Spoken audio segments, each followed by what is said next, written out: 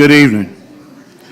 We'd like to welcome everyone this evening to the Richmond Planning and Zoning meeting. Tyler, call the roll, please. Absolutely. Commissioner Shue? Here. Commissioner Francis? Here. Commissioner Short? Here. Commissioner Miller? Here. Commissioner Perkins? Here. Commissioner Miles? Here. Commissioner Estelle? Here. Thanks so much. Next on the agenda is the approval of the April 17th, 2024 meeting minutes. If the commissioners had had time to look over that, I'd like to get a motion on that, please. Tyler, did everybody get a copy of the revised minutes? The bottom part, okay. There's a little section. Okay, I'll make a motion that we approve the April 17, 2024 meeting minutes. I second. Commissioner Shue? Yes. Commissioner Francis? Yes. Commissioner Short? Yes. Commissioner Miller? Yes. Commissioner Perkins? Yes. Commissioner Miles? Yes. Commissioner Estelle? Yes. Thanks so much. Next on the agenda is the zone map amendment for Sonny Joseph property located at Leonard Ridge Drive, parcel number 0042-0000-0010-1, current zone B3, proposed zone R3. Before we go any further, I'd like to just mention that this is a public hearing, and the ones for it or against it, you do get time to speak. But what I would like to be done is that we don't repeat ourselves. If someone gets up, that we don't keep repeating ourselves over what's been said. I know it'd be hard to do, but we can just keep from doing that. And whenever you are called up, to come to the podium and give your name, please. The representative for. Good evening, everybody. Good evening, Mr. Estelle, members of the commission. I am Stuart Oles, and I'm here on behalf of the applicant. I have placed on each of your desks 3 documents. First is a plat of the property that looks like this. If you would maybe each grab that so that I can talk about that for just a minute. So what I'd like to first do is define the property and the project and what it's surrounded by, if you will. And Mr. Stone has on the screen here a green highlighted area of the property which matches my plat and is exactly.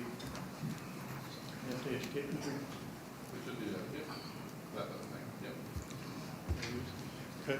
So it is the property highlighted on the screen there in green, which matches approximately what's on that plat.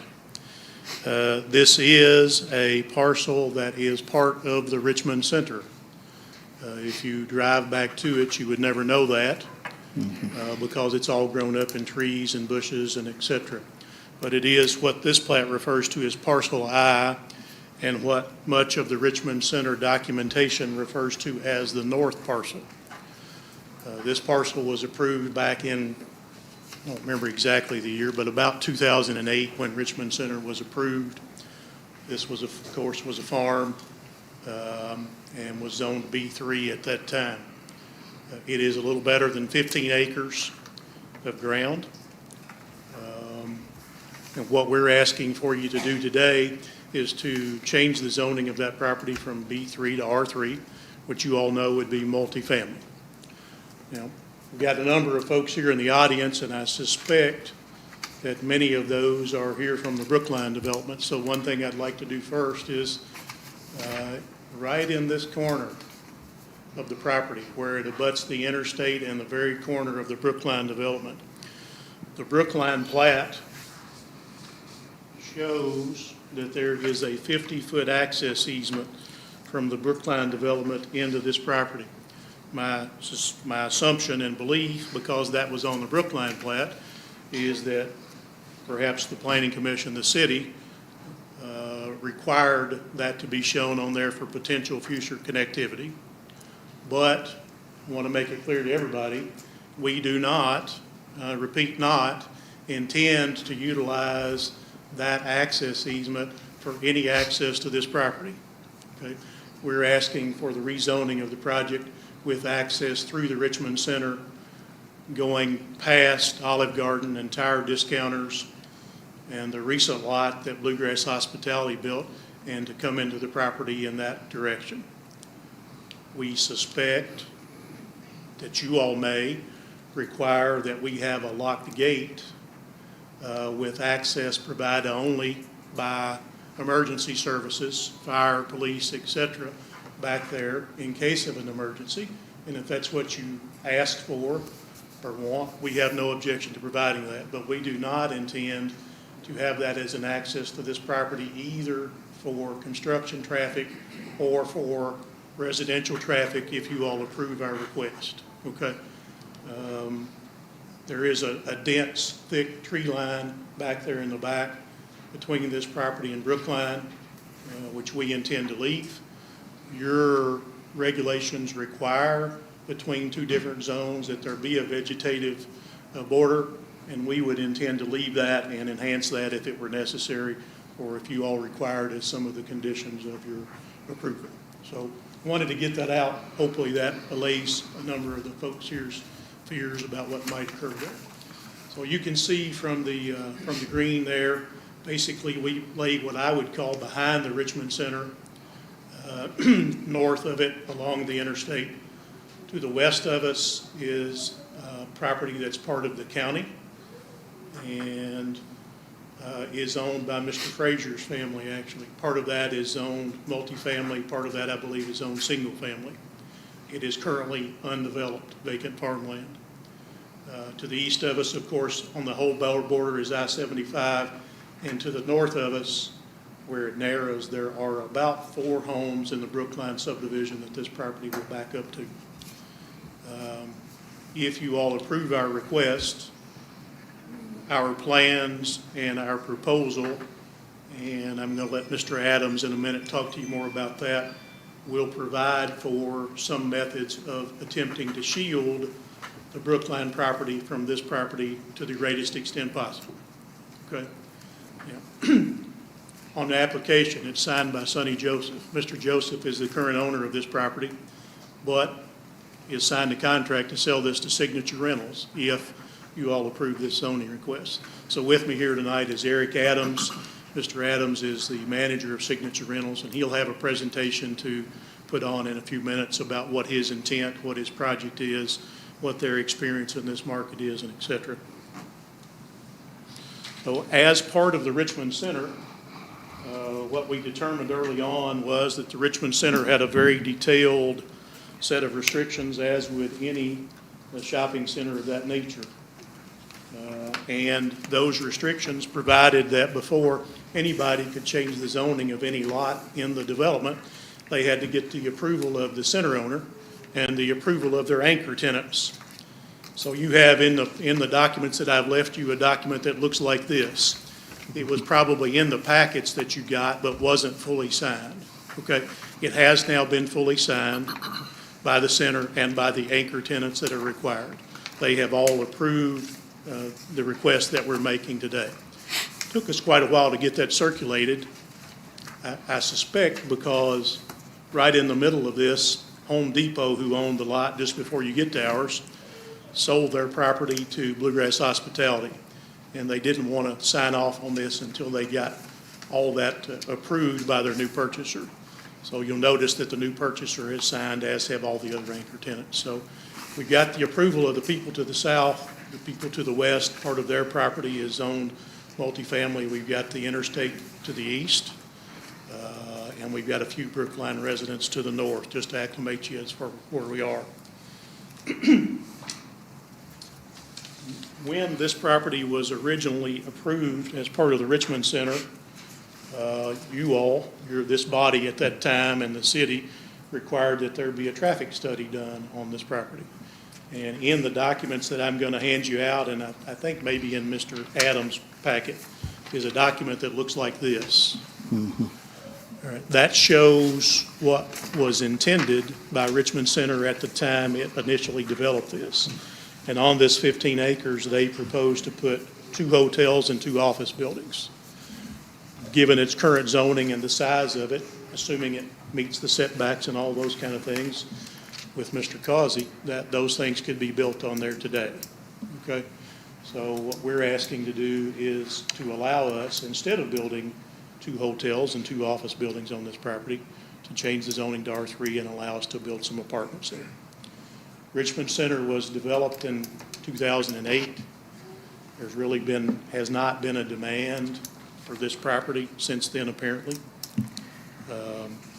I think in Mr. Adams' packet, he mentions that there was a prior contract on this property by a gentleman who wanted to build a hotel.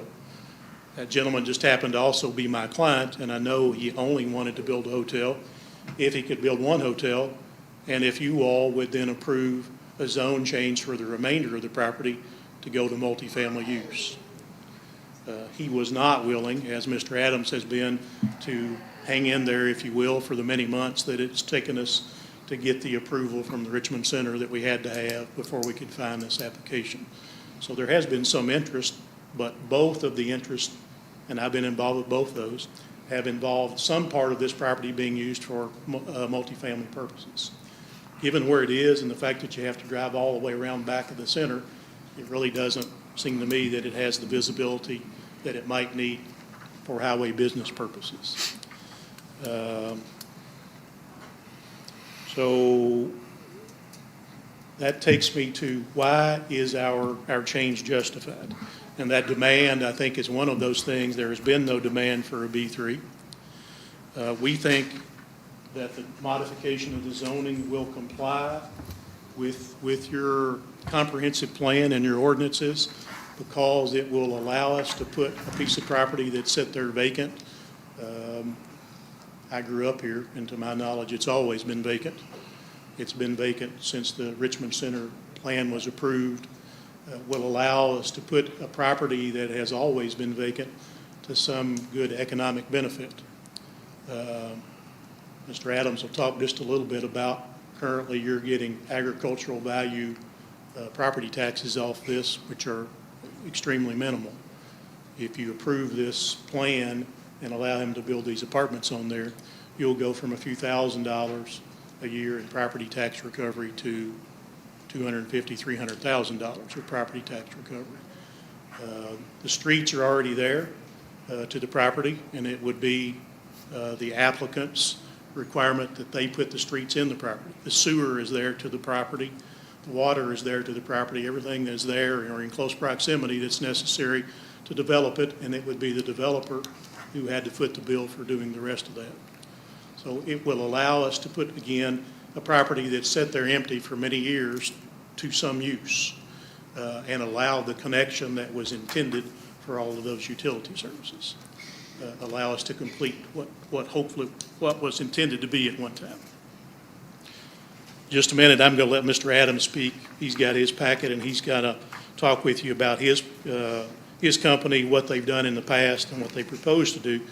But before I go on, just because I've done a number of these, and you all know, I'm certain when we finish, there's going to be a very large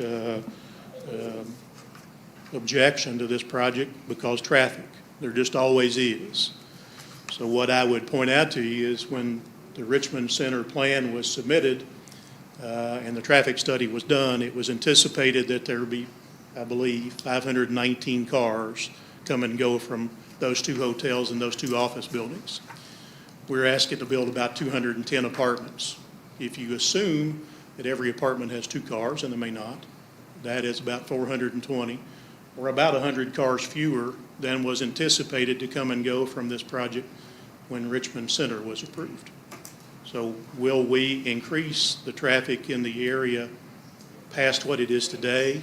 Yes. Yes. Will we increase it past what, will it increase what's already been approved and could be built on that? No. In fact, we think we will reduce what that traffic would be if what was intended to be there is built. The other thing I would point out about that traffic issue is, and I'm sure you all get training about planning and zoning issues, and cities, planning and zoning boards, et cetera, are learning more and more that mixed-use developments are beneficial. And they're beneficial because the overall traffic in the city, not right at this one intersection, but the overall traffic in the city is reduced by the use of those mixed-use projects. If we have 210 apartments and people living there, they can do their grocery shopping, shop for drugs and those kind of things at Meijer. They can go to the movie theater. They can go to a list of restaurants that are at the property. They can buy tires, clothing. They can buy a lot of what they need without having to ever get out on the road, just inside the Richmond Center. If we put those people at the other end of the bypass, then every time they want to come into this center and do anything, they've got to traverse the whole bypass. Okay? Here, they do not. The other point I would like to make is, it's my understanding, and I think Mr. Frazier is aware of this, can confirm this, that the state will be very shortly, and I don't know what shortly means, but in the very near future, adding an additional exit ramp off the interstate going south, I believe, to provide for traffic coming off the interstate. We'll be widening Barnes Mill. We'll be out at least to Goggins, I understand, and we'll be changing the intersection of Barnes Mill and Goggins. Have I got that somewhat close, Mr. Frazier? Mr. Kazi, have I got that somewhere close? Yes, and I will elaborate on that for you commission members later in the meeting, but Okay. that will be brought up. Okay, so there are already plans based upon the growth that's already occurred to start improving the traffic flow. Again, what we're asking to do will create less traffic than what could already be built there. And because it will become a mixed-use development, a lot of those folks won't have to get out on the road every time they need something. They're just going to go right there in the Richmond Center. So for those reasons, we think we comply with your comprehensive plan and your zoning ordinances, and we're asking you to allow us to go from a B3 to an R3 zone for this property. And with that, I'm going to turn it over to Mr. Adams. He's got a packet of documents I think you've already got. He's going to talk a little further about his company and his plans. Thank you all very much for your time. Thank you.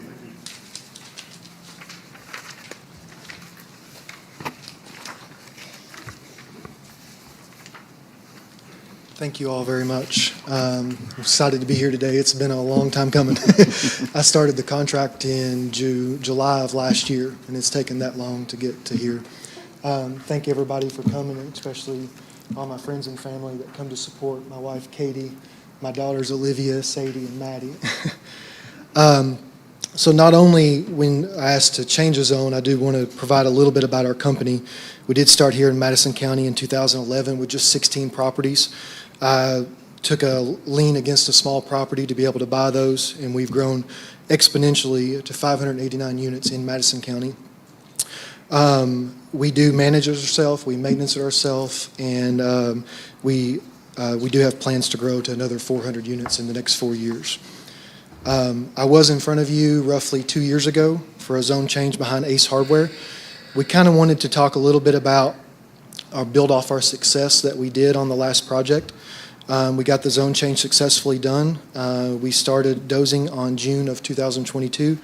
By April of 2023, just 10 months later, we had the project completely done. We were full within 2 weeks. So I kind of wanted to add in the demand in our market and our ability to self-manage the project and its occupancy level all in one.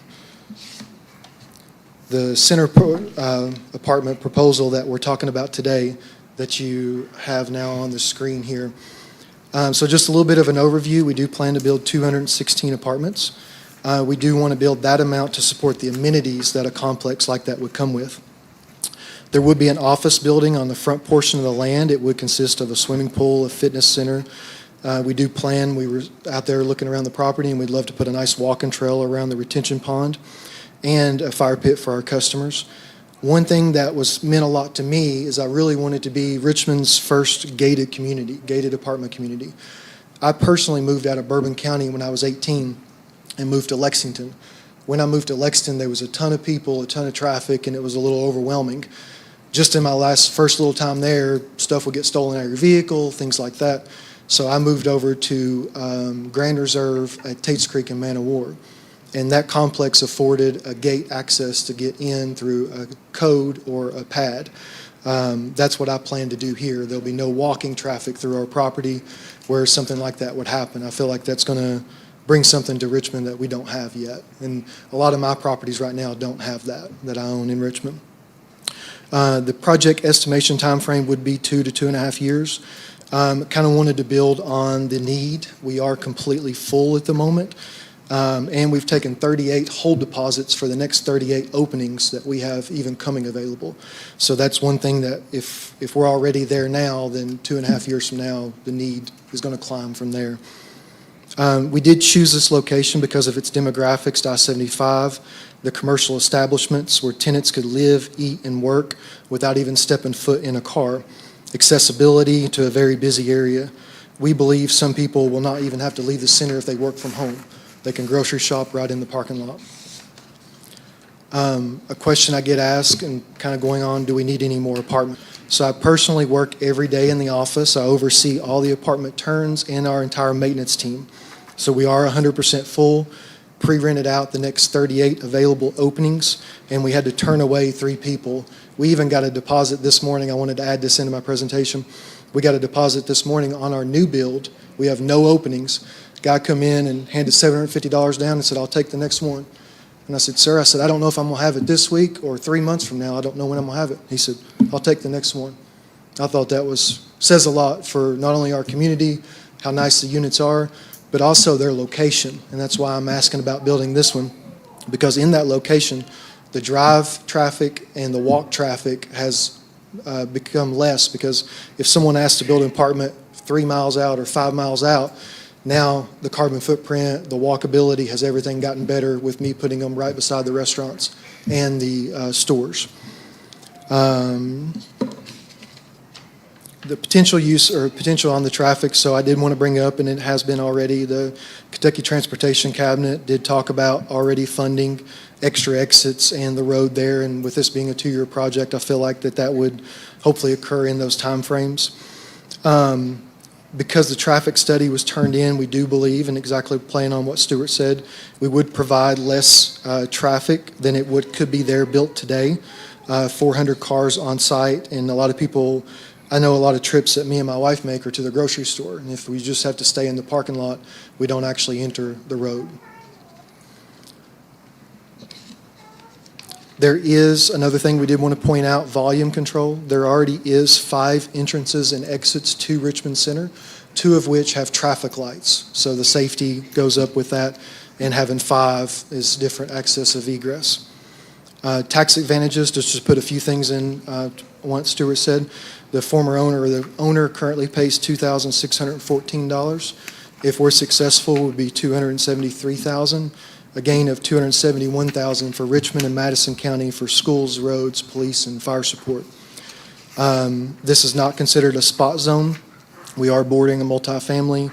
And to also go into where we are bumping up to our R1 neighbors, obviously we believe we would be a little better for the neighbors than a 6-story hotel, but there is a 50-foot landscaping buffer between the zones of R3 and R1, and we do have mature trees. I've walked the area myself, seen the height of the trees, the undergrowth that are there. To kind of go just a step further, and an amenity I wanted to provide to my clients is pull-in garages they could rent if they wish to keep their car in a garage. We can place those along the north border. That provides a non-occupied structure that would provide a buffer zone even further to buffer that another 25 to 30 feet out. So we would be pushing our buffer 75 to 80 feet out before a parking lot, and actually 150 feet to 200 feet dwelling to dwelling. And none of our balconies face R1. They all face east and westbound. Just wanted to point that out to our R1 neighbors. So right now, this property is covered in Bradford pears, trash, and unfortunately homeless tents. So we believe approving us and having a successful project would not only do anything but improve the value and the safety for the area. In summary, we wanted to consider Richmond Center's commercial occupancy by providing a customer base where they could live and work in the area. We believe that we would do nothing but help those commercial establishments, and some of them have never had residents or never had businesses in them.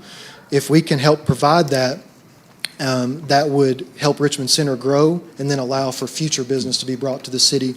Because if someone tries to come in and build commercial right now, they're going to build commercial with 2024 materials prices, and then they're going to have to compete with a rent of someone who built in 2008. And we just wanted to build on our success of our 61 unit that we did behind ACE in the Strip Center, getting it done in a year and fully occupied. And by obtaining our proper zone change and the approval needed, we can carry that success to our next project. So I do humbly ask for your vote and your trust that I can successfully see this through like I did the last one. Thank you very much. Thank you. Thank you. Do you have any questions before I leave? Thank you, guys. Thank you. Now, is there, and like I say, this is a public hearing. Do we have anyone that's for it, may speak up, or anyone that opposed it? You can come up and to the podium, please, and give your name.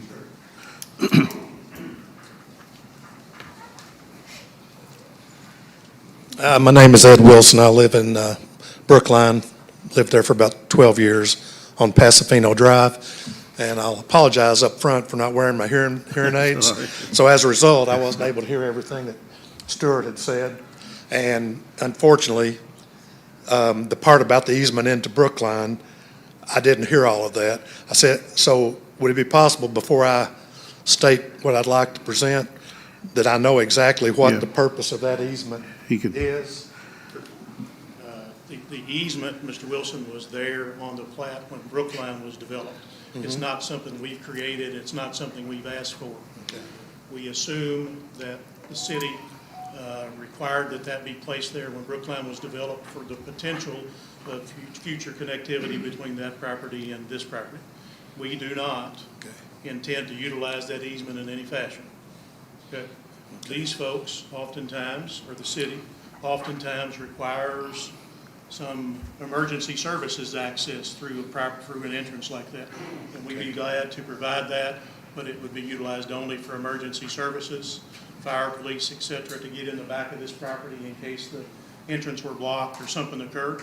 It would not be something we would use for either construction traffic or residence traffic. Okay, did I hear you say that it would be normally gated, locked? We expect that the city will ask us to put a locked gate back there. Okay. They may not. We expect they will, Okay, just so that fire, emergency services can get to the property in case, okay? If that's there, then the city uses a product they call a Knox box. It's placed there, the gate's locked. There's a code or a key in that fire and emergency services has, and they can get in through there if they need to. okay. We won't come and go that way, our tenants won't come and go that way, and our construction traffic won't come and go that way. Okay, thank you. And I assume that would be permanent, then that at some point later on down the road, that wouldn't possibly be reversed and opened up to On the record, Goggins Lane? on the record in front of all these people and you and God, I've said, we do not intend to use that as an access point. Okay, We'd be glad to document that in any way that anybody requested us to do, if that were requested okay, thanks. as a condition. The only reason I ask, because I lived in Argyle about 20 years ago, and they opened up the back end of Argyle down to Porter Drive, and that probably, I'll have to make estimates here, but I lived about the third house down from Lancaster Road, and I would imagine or estimate that it doubled the traffic coming from Lancaster through Argyle up to Porter Drive and the bypass, or vice versa. It appeared that people coming in the afternoon possibly would come down the bypass, hit Porter Drive, and cut through Argyle. It very much increased the traffic flow. So that's, when I read the flyer, it kind of, some radar, Yeah. beep, beep, beep. I'm like, okay, I know what happened in Argyle, so that's really why I'm here to understand, to find out what that actual easement would actually cause. Because, you know, I'm going to say right now that Goggins Lane traffic is probably, I'm going to make an estimate, probably doubled from when I moved in there in 2012, I think it was. Probably in the last 4 years, my perception is that that traffic has almost doubled, at least when I'm trying to get out of Pasofino Drive, and it takes me 5 minutes sometimes. I know it didn't used to take that when I moved in there back in 2012, so I appreciate you letting me say a little bit, and just, like I said, I'm here to understand. This is my first time being at one of these, so I Okay. thought, well, this could affect me, so I'm going to come and see what it's all about. Okay, Thank you. thank you.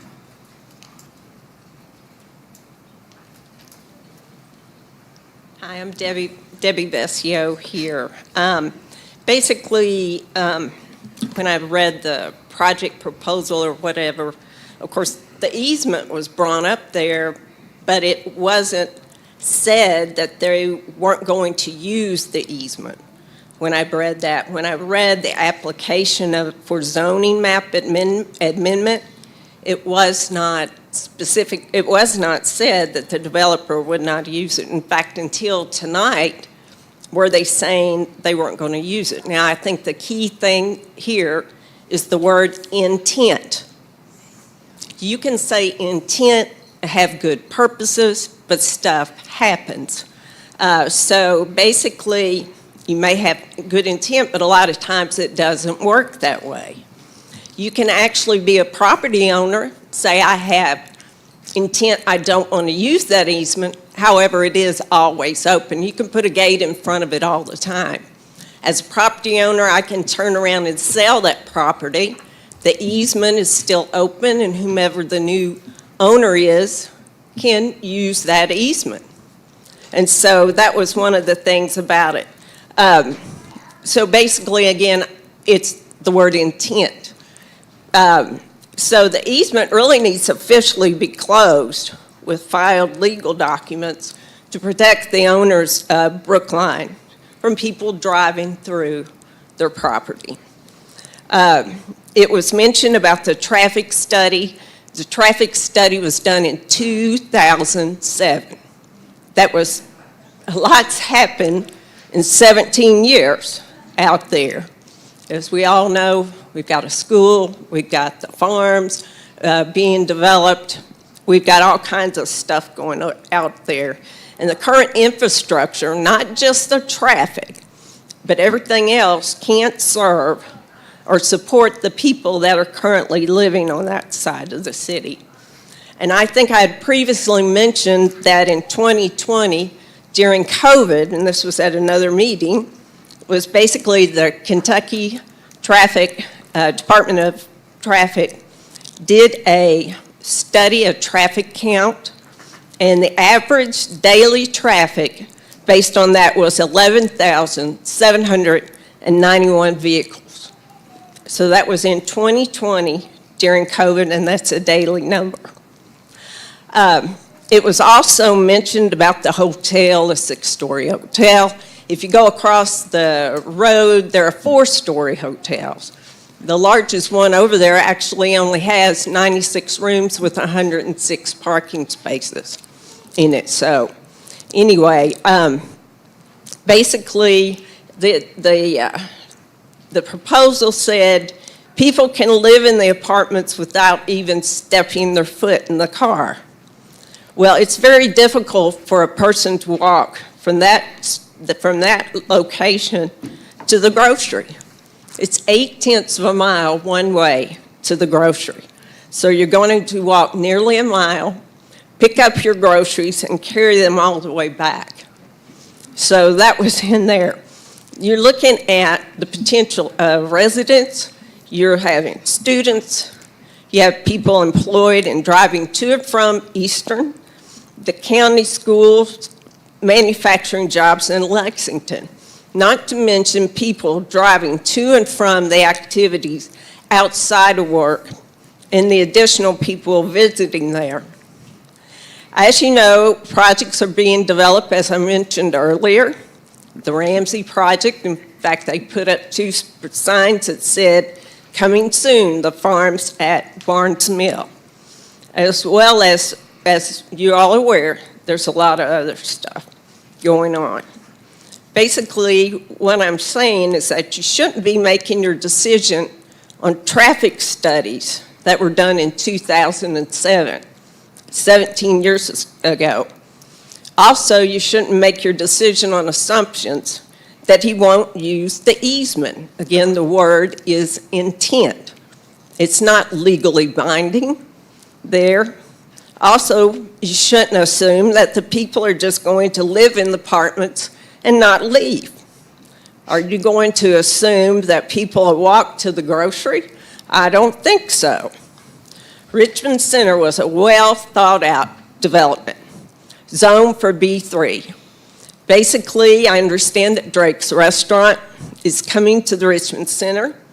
You know, we need to keep this property as B3 and bring more business to the area.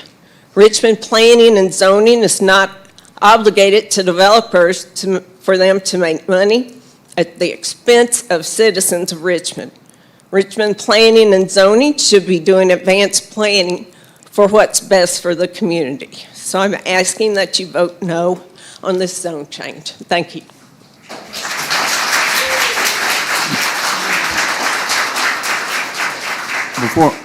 I'm going to ask this question, Kevin. On that easement, is it required for the city to have another entrance there? In this situation, I would not consider it being a requirement other than a pre-existing condition from the past. Okay. The easement itself is viable. It is accessible. Is it prudent? Perhaps not. It is in a very strange location and a very strange alignment. If in the event that we make it to a future development plan for R3 or B3, I would not seem to think it very wise to incorporate the easement based upon its alignment and how it would connect to a very obtrusive curve in the road located in the Brookline subdivision. Could it be done? The answer is yes. Would it be wise? Possibly for first responders, and as such, it's been said here tonight. Looking at it from a developer standpoint, perhaps not. So I guess my other question is that he could just completely, anyone can completely just shut it off and not use it at all, right? It will continue to exist whether or not any owner of the property does whatever with it. It is of a legal document recorded in the courthouse. I don't know if it would be in the interest of the developer of this particular property to be able to demise it, being that it is not on his property. It's set there, and I think perhaps the only way that one could justify its not using it would be simply the future development plan of whatever that literally doesn't allow its use. For example, maybe a bad example, but for example, this one somewhat shuts it off physically. Would it still exist? Certainly. It exists on paper. One could look at demising it, but as far as the avenues of doing that, you know, I'm sure that there would be more involved than just the owner of the subject property at hand. May I ask a question? Brookline subdivision, does that have one entrance and exit? Or are there more? There are two? True. Brookline has two. Okay, so then we really don't have to, it's not imperative that you have this additional access to Brookline in case of an emergency at the front entrance. Okay, that was all. Okay. And then asking Mr. Olds or Mr. Frazier, legally, can you put basically put it in writing that it is not to be used as you know, egress or ingress, either one? I mean, Seems to me that if you approve this, you could approve it conditioned upon right. our agreement to wall that easement Demolish, off, yeah. to not use that easement, to do whatever you want to do. Mm-hmm. We're willing to sign, as I've indicated, Ms. Vescio questions my intent, we're willing to sign whatever we can sign and do that gets rid of it, says we're not going to use it, whatever you all like, okay? If I say we're not going to use it, that's the intent, okay? And we will document that and make that legal in whatever manner needs to be done. You all let us know what you want to do that, and we'll be glad to do that. We're not going to use it, okay? And we'd be glad to do whatever is necessary to prevent some future party from using it. getting rid of it to the greatest extent which it's possible. Thank you. Sorry? Sir, excuse me. Sir, you can come up here to the mic if you. This is Mr. Prophet. I just happen to know him, and his question was, can easements be abandoned? If they can, we'd be glad to abandon this one. Again, on all of your approvals, if you approve this, you do whatever, put whatever restriction you want there. Mr. Frazier and I can work together to come up with a document that indicates that we do abandon this. We are not trying to play games here with what we're telling you, and I'm not trying to play games with the word intent. We'll do whatever we can do, however we can do it, to make it clear that we can't use this easement. Okay. Thank you. Hello, everybody. My name's Steve Vesio. I just want to clear something up. This is not about Mr. Old's intent. I've known him a long time. He's a fine person. Sir, we can't hear you. Speak to the mic. This isn't about Mr. Olds. He's a fine person. I've known him all my life. The point being, and I know about easements probably about as good as Mr. Olds does. The bottom line is, he can make all the recommendations and sign all he wants. It will not apply to the next party owners. Easements, unless you take them off the deed, are legally binding. They belong to the party that owns the property.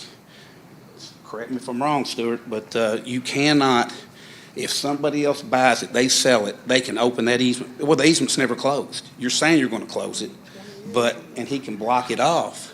So just like I can deed a property, I can deed the easement or terminate the easement, record that document in the county clerk's records with where deeds are recorded, and that easement is gone. There you go. There you go. That's what you need to do. You need to change the actual deed to reflect that the easement has been removed, and then the people of Brookline do not have to worry about somebody else coming. I'm sorry. It's not in our deed that we have an easement. Right. Okay? It's on the Brookline plat. So we would record a termination of easement document that we signed and the people through which the easement traversed signed, agreeing that that easement is gone. Okay. And we would record that with the deeds. So I'm clear, so that you say that it's not on yours, but it's on Brookline's, but it's an easement from Brookline to your property. Correct. Okay, so you are legally allowed to use it. Yes. Okay, I want to be clear with everybody in this room that they're legally allowed to use it. So how do you may terminate yours, but it's still there. You got to get it terminated off of the Brookline subdivision. It's an easement it's for the benefit of our property. Okay, When we terminate it and record that document that terminates it, on the deed. it's terminated. On the deed. It's- Okay. It's not on our deed. That document is recorded in the deed records. Okay? Just like a deed, a plat, a mortgage, all those Okay, other okay, records are okay, recorded. so you got the plat now, and the plat shows the easement. So now that plat is now no longer going to show the easement. Am I clear on that? That plat will always be there. It was recorded 20 Yes, sir. years ago or 30 years ago. Yes. We're going to record another document that we and the owner of the property through which that easement goes and signs. Okay, It says that easement is terminated. So when anybody's doing a title search on our property or that property, they find this document of record and the easement's gone. okay. And so, just to be clear, that will transfer to, if you all sell, they might decide to pack up and move back to Bourbon County or something like that. Yes. And sells out, that applies to the next owners of that Yes. property? Yes. Okay. That's an easement of permit. It follows that property when we terminate it. It's terminated. If we sell the property later, we cannot sell it with the benefit of that easement. It's gone. Well, that's good enough. Thank you. Just want to clarify. I just want to switch from the easement over to the traffic study. The traffic study is in 2007. And you can't say that just because you're going to put something there besides a hotel, that it's not going to impact the traffic. 17 years ago, we had farms all over the place. A current traffic study should be done. However, I think everybody or people in here know traffic out there is horrible. And basically, in his particular proposal, he said, oh, they're having 591 people come into that property. That was in 2007. Now you've got, let's see, what was I was going to bring a thing up here from AAA does research basically on safety. And so they turned out their research, and it was for in 2003. I was going to bring the document up here. Basically, what it says is that a person, a driver, takes 2.4 daily trips. So you're already talking about 400 spots right there. So you're going 2.5, roughly, trips a day. But the old study was talking about 591. Plus, again, the traffic is out there, it's horrible, and you will be adding to it. So, excuse me, Tyler, that one that was approved, we approved that in 2008 along with the traffic study. Now, will another one have to be done? Or how would you go about that? It's not required for it to be done. It's purely at the purview of this board. Because of where it's at, it's in like a shopping center? Okay. If I could just address the traffic study just for a minute, Yeah. just to make sure we're all clear. And I apparently haven't done a good job of explaining, so I want to do it better. The only reason I reference the traffic study. Sir, could you do that in the microphone, sir? Yes, sir. The only reason I reference a traffic study is not related to traffic on Barnes Mill Road at all. It is to point out to you that when that study was done, For the shopping it was center. anticipated there would be 500 and something cars coming and going from that property. And now, with what we do, we think we're only going to have 400 and something cars coming and going from that property. Ma'am, please. That assumes- Excuse me. I just asked everybody to be respectful for whoever's up there, and everybody else will get their turn to speak, but just be respectful for who's up there right now. Thank you. We're asking for 216 apartments, I believe, assuming they all have 2 cars per apartment. That's 432 cars back there. They probably all won't have one, but if we assume they do, we're going to have 400 and something cars coming and going from there. Again, the traffic study was only referenced, not in relation to how much traffic is on Barnes Mill then or how much traffic is on Barnes Mill now. We're not talking about that at all. This lot has already been approved. It was already anticipated long before many of the things that are out there were built that this property would be developed. It could be developed next week, next month, whatever, with hotels, office buildings, and et cetera, that we believe, okay, I'm going to use that word, would generate more traffic than what our apartments would generate. That's the only reason I bring up the traffic study, is the amount of cars coming and going from that one little parcel. Not anything to do with what's coming from the rest of Richmond Center, not anything to do with what's coming down Barnes Mill or Goggins or any of the other properties. Just how many will come and go in and out of this property. That's for that very limited purpose is the only reason I mention it, and therefore I don't think when it was done matters. It was an assumption at the time it was done if hotels and office buildings were built on it, right? Thanks. I hope that Thank cleared you. that up for a little bit for somebody. But again, it was 2007, and that's an assumption. Basically, you can't just look at who's coming off of Barnes Mill to this property.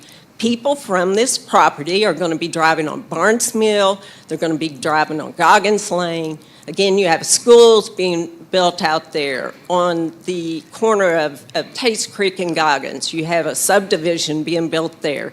You have the farms, which is huge, 423 acres of homes and apartments. The traffic study, just to point and say somebody's going to go back to that property, that's not fair. It's not right, because you need to be considering what's going on for the people that live in the area, not just for a developer that wants to build apartments. Thank you. Name, please. Hi, my name is Jennifer Browning. I live in the area. I'm all about mixed-use land. I think it's wonderful when it's carefully thought out and planned to be used that way.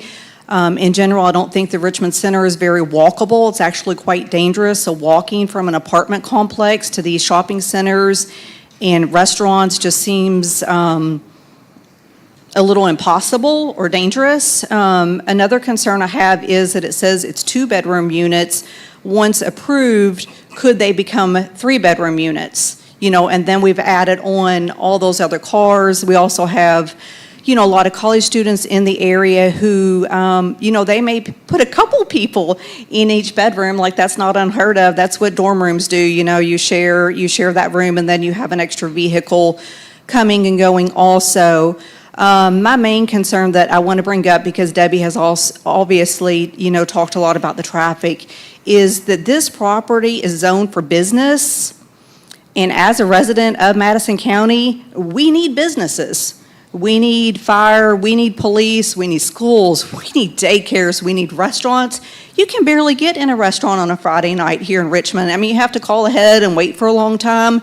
Plus, we have all these other developments, and we have the sports park coming. People need a place to eat. We need a place to play. We need places to gather as a community.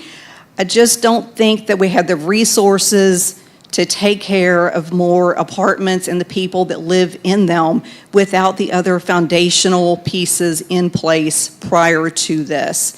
And I know it would bring a lot of money in taxes, and then maybe we could get some other, you know, community support and have, you know, fire departments and things like that, but that's all hearsay. You know, we don't know what's going to come with all these other developments, and I think we just need to slow down a little bit and, you know, see how it all works itself out.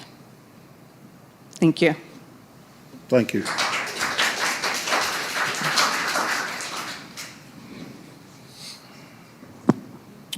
My name's Odie Hopkins. I am a Brookline resident.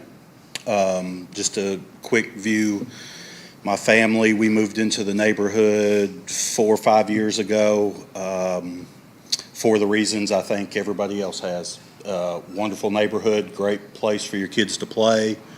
I feel safe with them out there. Just our piece of paradise. So with that being said, I understand that change is very hard on people. I get it. And progress is inevitable. What was your name, sir? Eric? Well, Eric, you know, you have a family as well, so you understand why we like our little piece of paradise and how we feel about that. We have progressed with schools coming, more housing, a park. Good things are coming. I get that. But I would like for the board or commission to be able to take a step back. And I understand sometimes time is money when it comes to business. But to us, this is more than money or business. This is our homes. We go to work 40 to 80 hours a week, and that is so we can come to our paradise. I would like that to propose or for you all to look at, you know, we had talked about the traffic being an issue. We'd done the study, 2007. We've had a lot of growth. It's good, it's been great, it's been painful. I would like for you all to take a step back before this is voted on. I understand we're here today.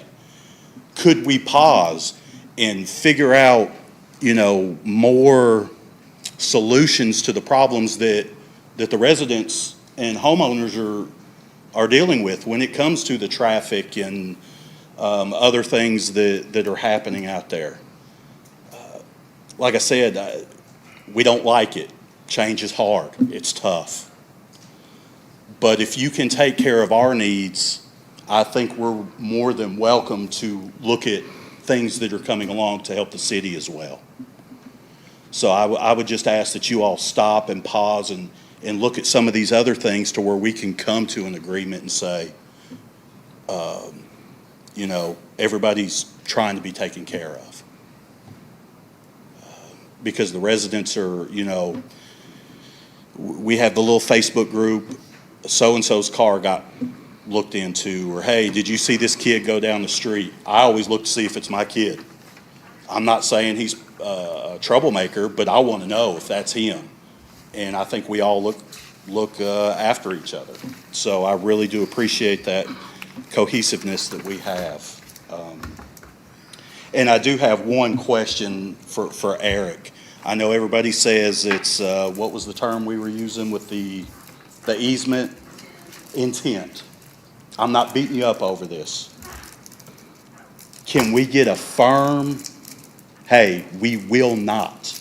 I want that on the record, because the commissioner board is going to vote how they vote, right?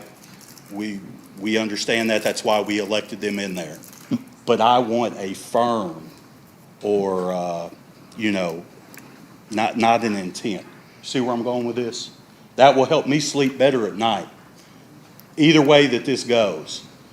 I don't know what more I can say than that we will sign anything and do anything that is necessary to preclude us from using this easement if these Okay. folks see fit to do that. All right. Okay. I think he's answered my question, my concern. Like I said, we're not all going to like the decision and what goes on here. I get it. But we're going to have some kind of relationship at some point, somewhere down the road. Because you've been at this, you said how long? Trying to get apartments built there and. We have been working with the center and their anchor tenants for nearly a year, trying to get the consent to do this, simply because it's Meijer, J.C. Penney's, Home Depot, Bluegrass Hospitality, Richmond Center, et cetera. They're all over the country, and trying to get them interested in doing this is difficult. And in the middle of that, Home Depot sold their lot to Bluegrass Hospitality. Right, correct. And wouldn't sign off until that closing occurred. So we finally got that all done. I would want you to treat me and my family how I would treat you. That's where I'm going with this. In the commission board, I would want you all to think as a family man or a family, a mother, father, cousin, uncle, grandparent. You may have kids out there playing as well. That's all I ask. Thank you. Thank you. Next.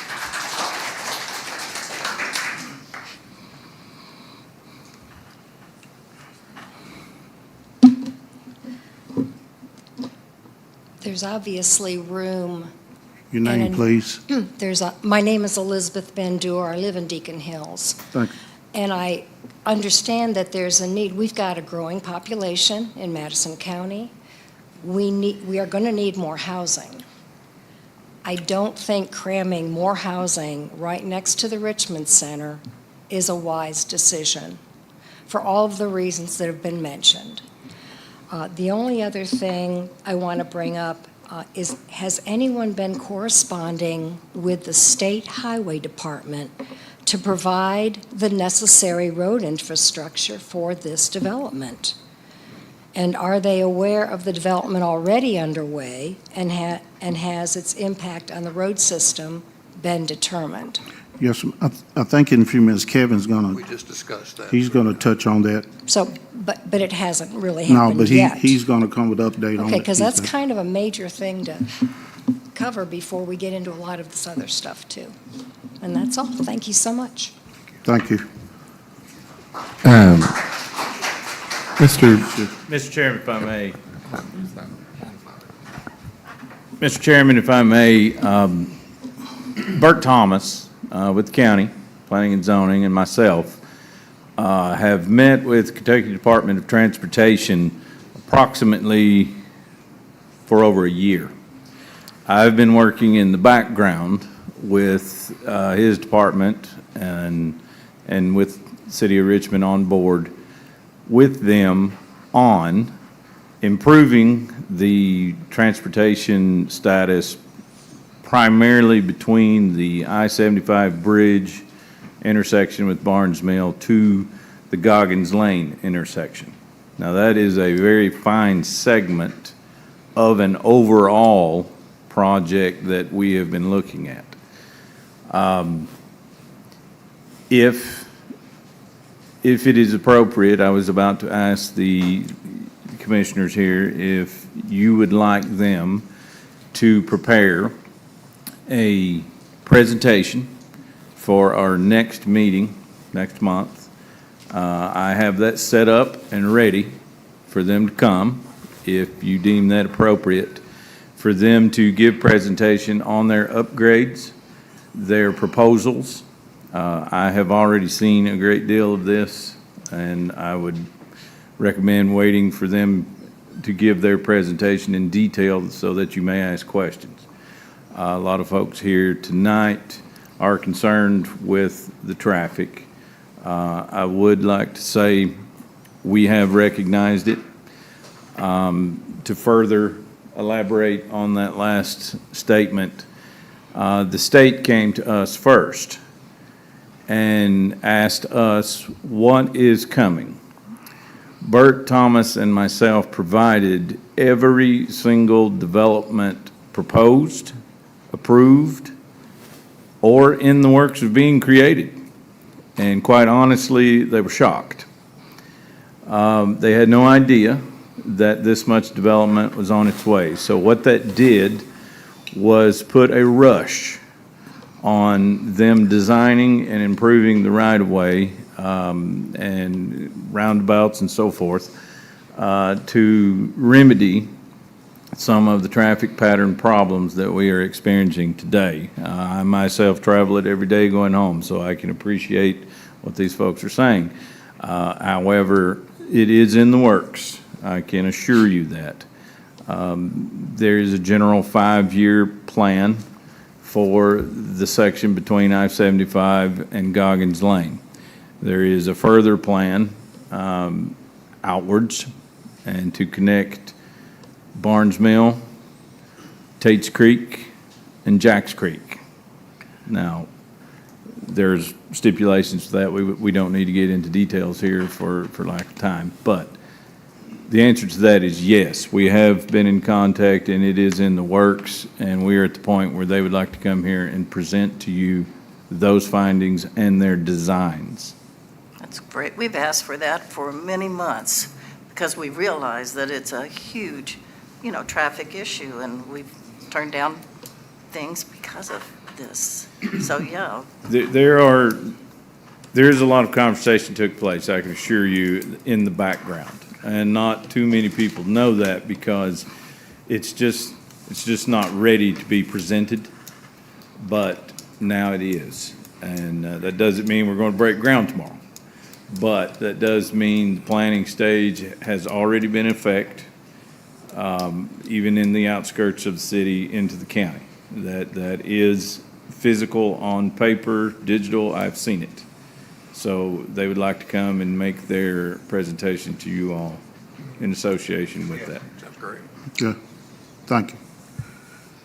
Sir. My name is Paul Adams, live at Willimack Subdivision, and Lord, we would love to have this. Too bad we didn't do it before we started to do all this stuff, because we don't have any infrastructure. Maybe we'll even get a left turn lane at Goggins now. Yippee! I have some questions for these developers. Can you tell me the difference in the elevation between the lowest and the highest point of these 15 acres? 8 feet? From the lowest point to the highest point? On the area we plan to build, it's Okay. elevation shots all over. Oh, it looked worse than that, but that's good. You said you were going to have water and electricity. What about sewage? It is there as well. I've already consulted with Richmond utilities. So that will be city sewage? Yes. Okay, good. We talked about sidewalks for going shopping in Myers and so on. I can assure you, sidewalks even in the center are not very good because you can't walk from one business to the other in all cases on sidewalks. You have traffic to deal with. Now, I'm glad to hear that we're going to have these people shopping because this is going to be the only development that I'm aware of that's going to have sidewalks. Because how are they going to get their basket carts down there or walk if they don't have sidewalks? So surely they'll have sidewalks. Is that correct? The apartment? Yes. Yes. We are going to tie over, Drake's is going to install one on the side of the ditch. We're going to tie into that, and then they go into the first bunch. And all the apartments will have sidewalks on them? Correct. And they will be connected? Yes, they will connect through the front of our property into Drake's. That will be a first. That I've is- not heard of anybody mentioning sidewalks. Not anything out there on that 500 acres or anything else. And Lord knows, we could even walk into Myers from our subdivision if we had sidewalks, but we don't. It's a dangerous highway, believe me. And, you know, it's a good to know that we're finally talking about infrastructure. We're only about 5 years late, unfortunately. You know, what could we have done if we'd have had infrastructure? We probably could have approved that place in there behind the Hampton Inn if we'd have had infrastructure, but we don't.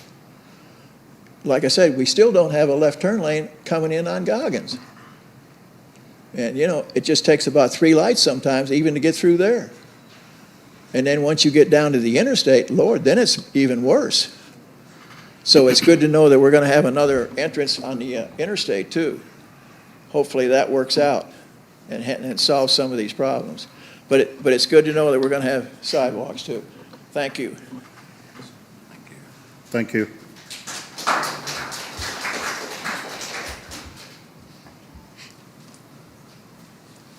My name's Tom Profit. I live down here in Brookline. My main, I've just a few little comments. Security for our children and the pedestrians in Brookline. We had a little bit of a security problem for a while with drugs, wayward children, or whatever. That has been cleaned up. The police were very cooperative in helping take care of that. We haven't had that many break-ins as of in the last 6 or 8 months anyhow. My truck was broke into a couple of times. The main concern I have is the people from the development, children, latchkey kids or whatever, where their parents are coming in after work or whatever, them being out and being able to have access and come into the Brookline subdivision and using those sidewalks, and we do have good sidewalks, and the paved streets as skateboard arenas and bicycle paths and whatever.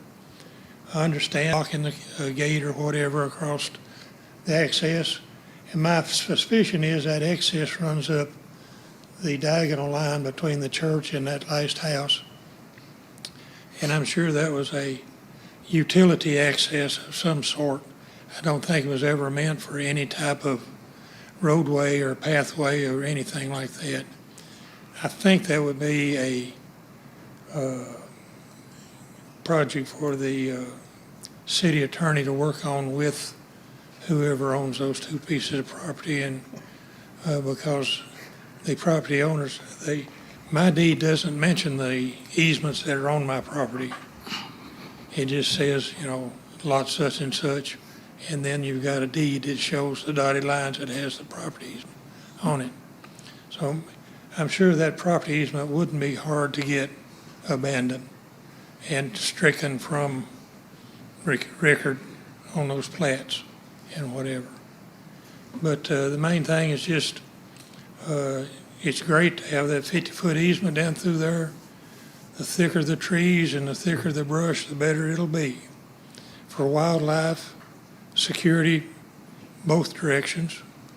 And I don't know what kind of shape the fences and things are in down through there, but I would suggest maybe the provision of a chain link, 8-foot chain link fence down that area there, and that would prevent any kind of motor vehicle crossing, go-karts or motorcycles or whatever. But that was my main concern. Utilities is never going to catch up with population. Ain't no way. You're going to be running behind. You're going to have weak water pressure. You're going to have sewer backups and flooding. Flood control is, you know, all the water that's on this property comes by our houses. Goes right by and down the creek, and it's always flooded down on the Taste Creek end. And that's, you know, that just has to be a big concern. There is a very good sized retention basin there. It looks like a lake if you go by there and it's dry, but it's set up good for retention if it's designed properly. And the only other thing is the security of our properties in Brookline. You're going to have growth.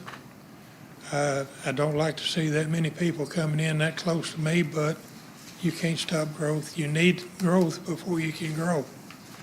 You need population increase to sustain your businesses, industry, and I understand that. It's just make sure we keep security and utilities up to date. Thank you. Thank you.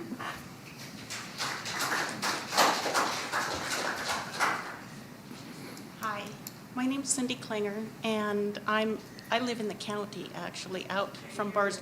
Can you get closer to the mic, please? I live in the county, and I have a house also across from Meyer. And you're looking at somebody from California, the rush hour capital of the world. And I came here for business, but I am since retired, and my husband and I decided to stay here and not go home to California because we're born and raised there. Because the traffic in California is horrible.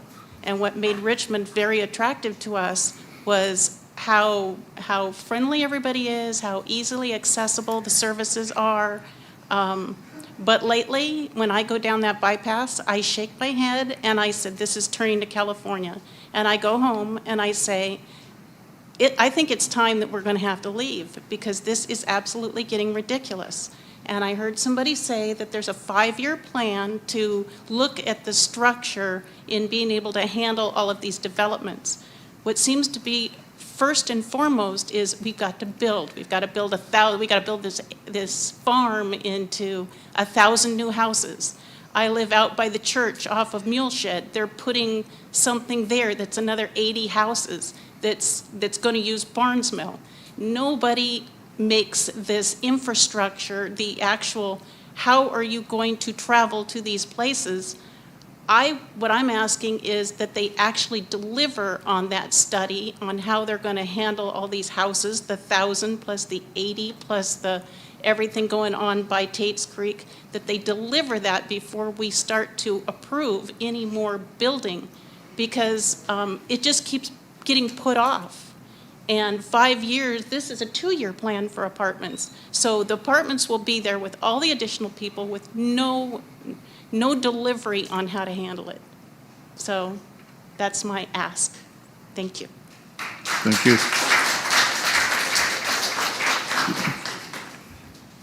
I'm Lonnie Harris. I live in Deacon Hills. I've heard a lot about the traffic on Barnes Mill and Goggins, and yes, that's a big issue. We all know how bad it is. But there's something I haven't heard about tonight is how we're going to deal with all the traffic in Richmond Center. It's already bad. And so reference was made this evening to that little road, 1 lane each way, going past Panera.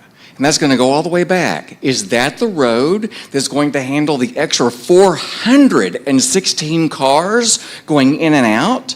I haven't heard anybody talk about any other roads in here. How is that going to be alleviated?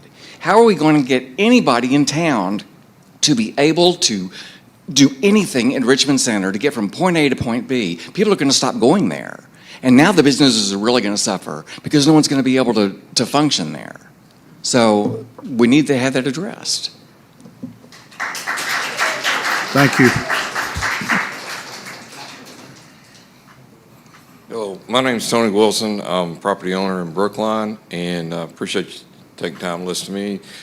Not really prepared, so I may jumble a little bit here, but sir, I think your development, that's great. I'm glad to see you and the young and business person coming in here and bringing stuff like wanting to bring that to here. That's what we need.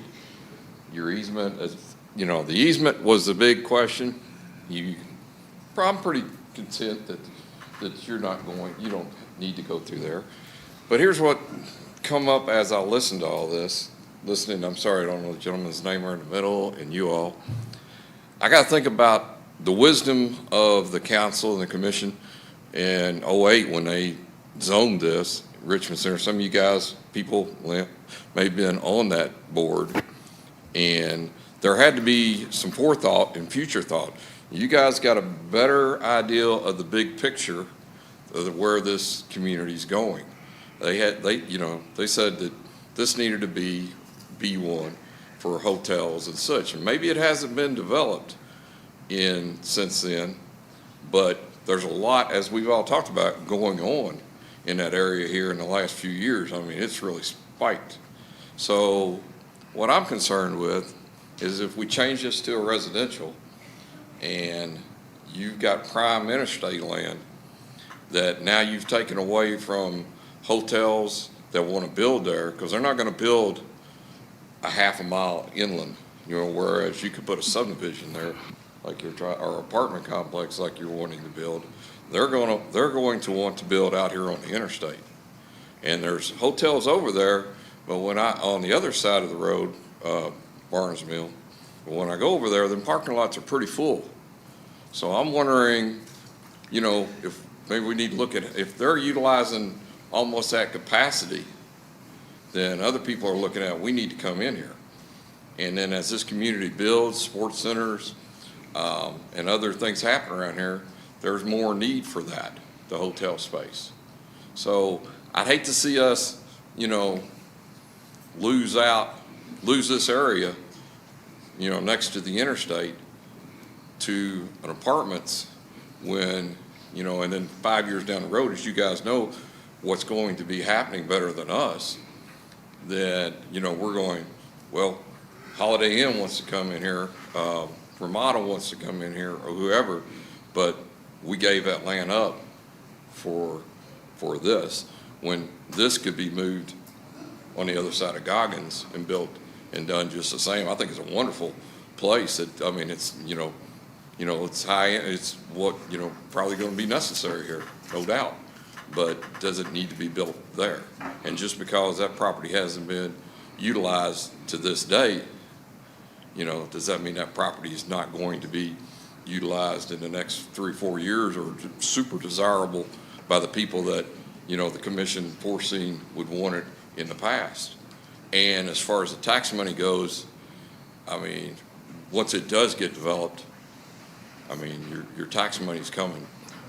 So that's just my input on it. I mean, something to think about. I mean, you guys know the big picture better than we do. 2008, the commission and board knew the big picture better. They had a dream, they had an ideal of a direction to go in. And, just, we need to think about that before we go changing plans, especially, like I say, they don't make more dirt, but they make very limited dirt next to the interstate. Sir, on that, you was talking about the hotels, hotels and office spaces, and they held on that land for a long time. If you notice, it was for sale sign out there for several years.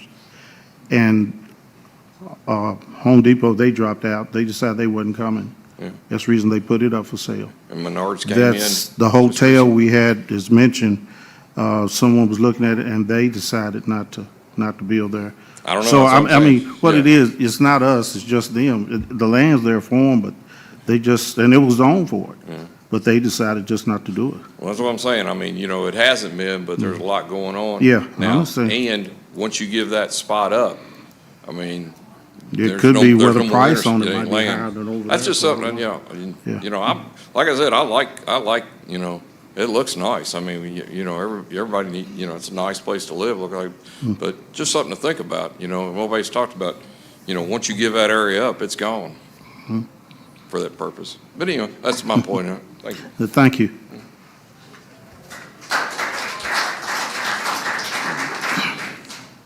Hi, my name is Nina Jones. I haven't done any research other than I've lived here since I came to EKU in 2000. I've seen a lot change, and it's been progressive and for the good in Madison County. When I started school here, Argyle was a very nice, well-to-do plan. And like the gentleman mentioned earlier, it eventually connected to Porter Drive, and it was kind of overtaken by college students that didn't necessarily maintain their property. When I drive through there now, hard to believe, almost 24 years later, it's very sad to me to see how it looks now versus how it looked then. I've not left Madison County for a reason. I've worked in Fayette County for 8 years. There's a reason I work there and I don't live there. I prefer Richmond because it's secure for my children who also go to school here. As an educator and as a mother, it's nice to have a community where my kids can walk to their friend's house without worry. In the past couple years, there's been an uptick from opening pathways, easements, roads. I know that you have your children, so I'm sure you would have the same concern of homelessness in our county, of people who live in low-income areas traveling through our subdivision already, breaking into cars, what have you. I'm also a runner on Goggins. One of the appeals to me about Brookline is that we are close in proximity to a shopping center, but we have a gorgeous view to make me feel the country vibe that I grew up in Eastern Kentucky. I also think that being progressive is smart. I think developing the land that we're not using for revenue for our city is ideal. However, I think like the gentleman that spoke earlier, we need to think about our families and our purpose of Madison County and what makes it different. Like I said, I don't live in Fayette County because I value Madison County and what they have to offer. I was here when downtown was bars, and I very much appreciate the facelift of city offices and how it looks when we get to drive downtown. That is not the same feel when you drive downtown Lexington, when you drive downtown Nicholasville, when you drive downtown Georgetown, when you drive downtown Winchester. We have something different.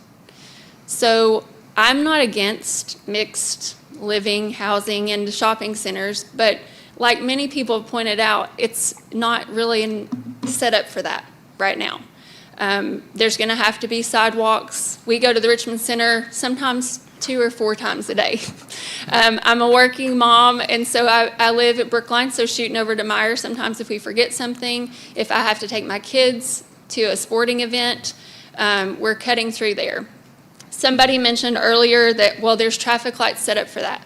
There's only 2, and most people avoid the traffic lights and come out on Goggins. And if you drive from Barnes Mill down Goggins, you see people all the time not even stopping before they pull out onto Goggins from the Richmond Center already.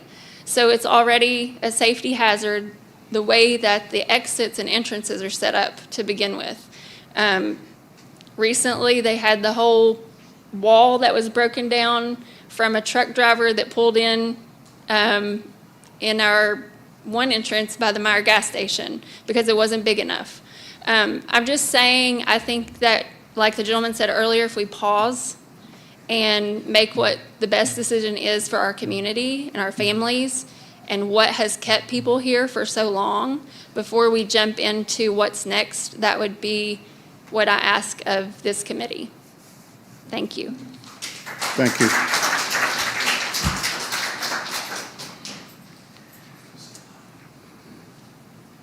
Hello, my name is Mike Jones, and I will tell you that I am a new resident to Madison County in the Richmond area. I have lived in Lexington for the last 30-some years, and I watched Hamburg be developed and the mess that side of Lexington can be traffic-wise. So I've looked at your plan. I think it's great. I am definitely growth is inevitable and growth is good.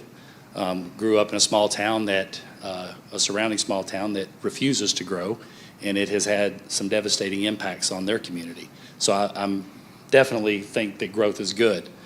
I do have 2 concerns. One is the infrastructure. Goggins, when you're pulling out there, whether it's 7 o'clock in the morning to take the kids to school, or you're trying to pull out of there at 7 o'clock in the evening to run to Meyer for the 2nd or 3rd time that day, it's very difficult to get onto Goggins without having to gun your car in hopes that you don't get sideswiped. So the infrastructure is a concern, and I know that there's a plan, and I appreciate that. The other thing that I do, Mr. Wilson talked about giving up this land, and I will say that I agree, and I know that some people have pulled out of that. I've done some research on that too. However, when those places pulled out, we weren't putting in a park with a dozen soccer fields that could host soccer tournaments. That means families coming in that want to stay 5 minutes from where their kids are playing. I was a former coach. My kids played sports. We traveled. I didn't want to stay 30 minutes away from where my kids were playing. So that opportunity could present itself again, but if we give this land away to a housing development, we lose that opportunity. So I do think that we need to consider what was then is not what is now. And so I would like also to ask that we pause and look at infrastructure and another location that this wonderful development could be placed. So that's my words. Thank you all for letting us speak tonight. Is there anyone else? Two very quick points, I promise. Somebody raised the question about how this would affect the Richmond Center. I just want to point out that Richmond Center and its tenants have consented to this use. So they think they have invited us to come. Second thing is, one of the things I don't think everybody understands is this lot's already approved for development. I could buy tomorrow, apply with the city for a permit to build a hotel on it and build a hotel on it, and traffic would come out of there. We're not asking to add new traffic that's not already approved, if you will. We're only asking to change its nature from business traffic to residential traffic. So this was approved a long time before the developments on out Barnes Mill and those other things were done. You took into consideration, and the county took into consideration, the fact that this whole area was approved when you approved those other projects. I'll leave it at that. Thank you.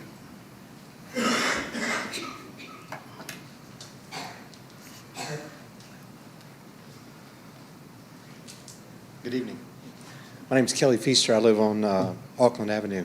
I just want to make one point about the hotel. We brought it up several times. I think the issue is not how many cars are on the road exactly. It's what time of day those cars are on the road. So if you have apartments here with people who also need to go to work, like the residents that live there that need to go to work, those people are on the road from 6 a.m. to 8 a.m. in the morning, heavy traffic. From 4 p.m. to 6 p.m. in the afternoon, heavy traffic. I think if you've got a couple of hotels there, those people aren't quite as motivated to be on the road between 6 a.m. in the morning to 8 or 9 a.m. in the morning, or in the evening as well. So while I think everyone is using the road, and we've all talked about how the traffic's heavy, those people in a residential situation would be on the road at the same time as everyone else, and maybe not so much with a hotel. Thank you. Thank you.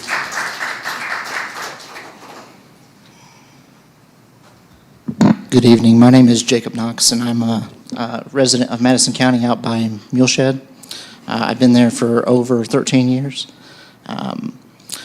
I've been coming to Madison County since I was, younger than 5. I remember my grandparents had a farm out there, and I remember the Richmond Center being built. I thought it was super exciting.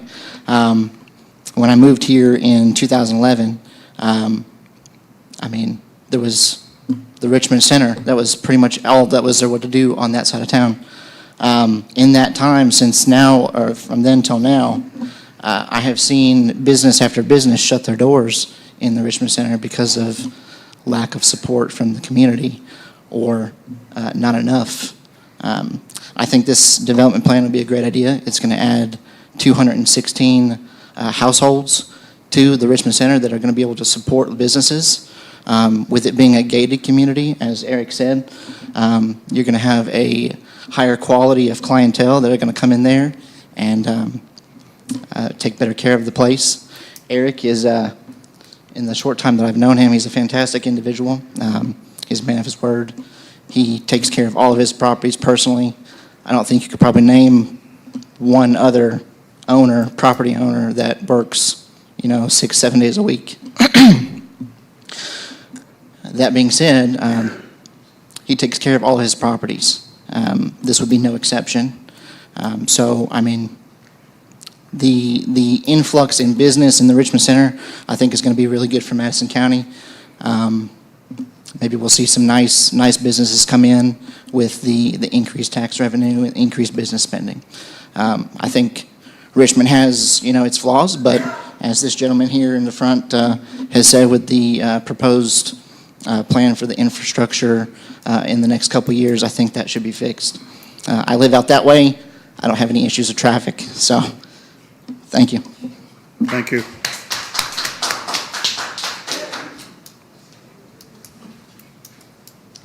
My name is Claudia Bess. I live in Brookline subdivision. I've lived there when all this development was farmland. I have walked up and down Goggins Lane for years. The developers here are saying that the people that move into the apartment complexes can walk to Myers and do their grocery shopping. I would like to, and I can't.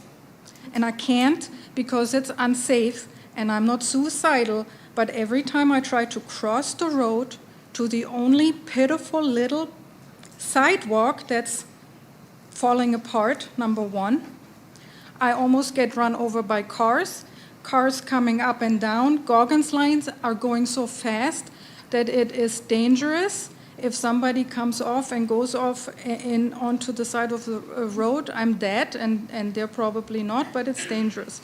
I used to go up and down there with my kids, no problem. I have grandkids your age. I made the mistake of trying to go to the farmer's market on a Saturday. Traffic was so bad that my granddaughter was distraught. It was cars zipping past me the whole time. It's not right that we're building something like this for people that then can go leisurely, grocery shopping, and I can't. So before we add more traffic, I would like to see a new report, a traffic report, and I'd like to compare it to the one that was done in 2007. And I would also invite you all to come and walk up and down Goggins with me during traffic times or even on a Saturday, and you'll see how horrible that traffic is. I mean, when was the last time you walked Goggins or drove Goggins? Have you? No? Ma'am, Before you make a decision, please do and see the traffic catastrophe out there. It's not right that we're focusing on adding more and more, but the people that are there that have been paying their taxes can't use what's already there because it's falling apart and traffic is dangerous.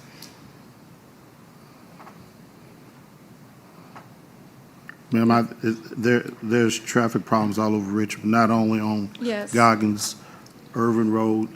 We've got a problem with traffic, and I'm glad that Kevin, that they're going to show a study now, which we had been asking for. Yes, To so some they will type of compare. study, anyway, down on paper, to high hopes that maybe it can get done. But yeah, we know there is traffic problems. Yes, so before you consider anything, please come out and see how bad it actually is before you make your decision. He's saying 5 years. Well, for the last 20 years, it's been getting worse and worse and worse, and nothing has been done. So what we're doing now is we're trying to figure out an exit strategy. When I go to work, I can no longer turn left. I now turn right. That's an extra route I have to take because traffic is coming so quickly down the street. It's dangerous every morning. You don't know if you're going to end up in an accident or not. So I would like you to consider this. And I sincerely invite you to come and walk that road with me before you make a decision, because unless you've done it, you don't understand the impact it has on us. So before we give new people that move into apartment complexes the opportunity to go walking to the grocery store, please afford me the opportunity to walk to the grocery store. That's all I have. Thank you.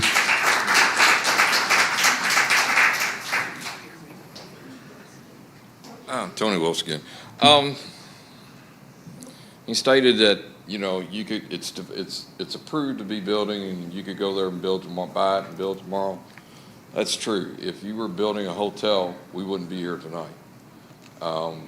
And I understand the the financial, you look at the sewer, the water, all that's been paid and put in, and you want to take advantage of that, and I get it, I would too. But so would future hotels, Ramada, or Holiday Inn, Ramada, whoever. They're gonna look at the cost of coming in.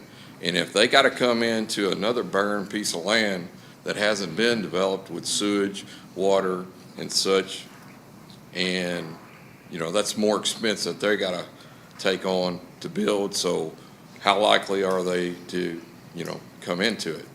And once again, I think the utilization on the hotels in graduation, the park that's coming in, that's just gonna put more pressure on the ones that are there and make that. But, you know, I just think it's, you know, it's not right to say that it's open for development. It is, but it isn't open for the apartment development. Thank you. Yeah. Excuse me just a minute. You can come up. But if anyone has been up here once, we appreciate it if you can get it all out at one time. And you come on. My name is Morgan Brown. I'm a resident here in Richmond, business owner as well. I don't know if everybody here seems to be someone that owns a home already. I've been shopping for a home in Richmond and a place to rent if I can't find a home because the markets went up so much. So to hear somebody coming in and bringing more apartments that make it available for families to maybe have something interim while they're shopping for a house, because the housing market's is tough around here right now. So it's nice to hear somebody bringing in a nice gated apartment community that would be safe to bring your family to. I don't know if you've looked at the apartments and houses for rent around here. They're not great. I've taken a look around and been looking around, and it's tough. And also, I've been here in 2004 to 2009. I went to school here at EKU. Loved my time here. They built the Richmond Center. I was excited to see it. Disappointed that I chose to leave at that time. And then now I've come back, and I'm yet disappointed again because the Richmond Center's nothing that I expected it to be. I come back and there's businesses that have just failed and left and left and failed, and it's halfway there. It's depressing to go to the Richmond Center over there. You've got a few big stores, a few nice things, but all the small businesses that should be in there are gone. They can't be supported, and I think the amount of people that he would bring in over there would be great for small businesses. You would have a reason to bring your store over there with all the foot traffic that would be there. And everybody's concerned with traffic. I get it. Traffic sucks around here. But if you haven't lived in northern Kentucky, Florence, Lexington, any of those areas, I lived in Florida, traffic really sucks there. Mm-hmm. Here, it's nothing in comparison to what they are in those other cities. It's very minimal. It is challenging. It is aggravating. And Richmond has been naturally a smaller town. So I get it that the change is frustrating, but it is changing. We're growing. They're bringing in more homes, bringing in nice apartments. It just makes sense to have a nice gated area attached to the Richmond Center to really bring it to what it should have been to start with. You had so many businesses that chose not to show up, like Home Depot. Honestly, I prefer not. I'm happy Menards came in, but it came in, so I go back to Lowe's now because it pulled the traffic off. But if Home Depot had been there, I probably would have went there. So it would be nice to have it over there to bring a reason back. And people concerned with the hotels and that aspect of it, we have hotels all over Exit 90 in Richmond that are never used. They're falling apart. Those could be redone. They could be brought back to life. There's a ton of hotels on 90 that don't get used. I work out that way. They're not used in any way. They're building a hotel, if I'm not mistaken, behind Hampton right now. Mm-hmm. I live out that direction. I drive past it every day. They chose to pass on this lot. They didn't use this area. They didn't try to use this area, to my understanding, to build their hotel. So something about that wasn't what they wanted for their hotels. So we have plenty of space for that. I think a nice set of apartments that are gated and bring life back to the Richmond Center where it seems to be fading and dying would be awesome. Thank you.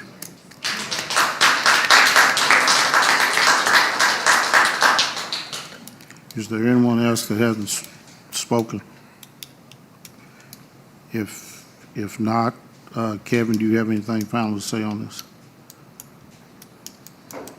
No, sir. Okay.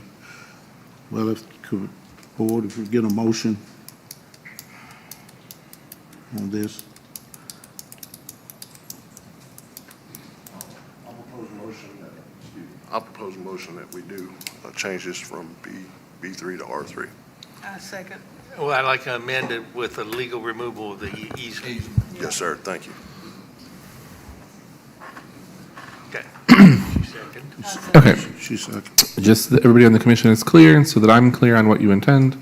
Mr. Francis, your motion was to approve it moving from B3 to R3 with the contingency of legally removing the easement that goes between Brookline and the property in question. Yes, sir. That's, okay. So that is the motion. Okay. Commissioner Shu? Yes. Okay. Commissioner Francis? Yes.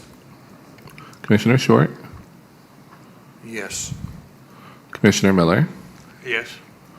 Commissioner Perkins? Yes, mainly because I'm optimistic about the traffic study that's coming in. It's Commissioner, changed. Commissioner Miles? Yes. Commissioner Sell? Yes. The motion passes.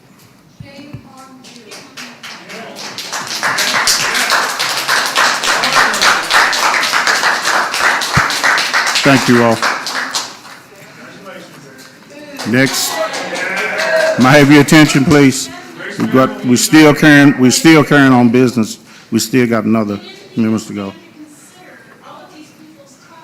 Ma'am.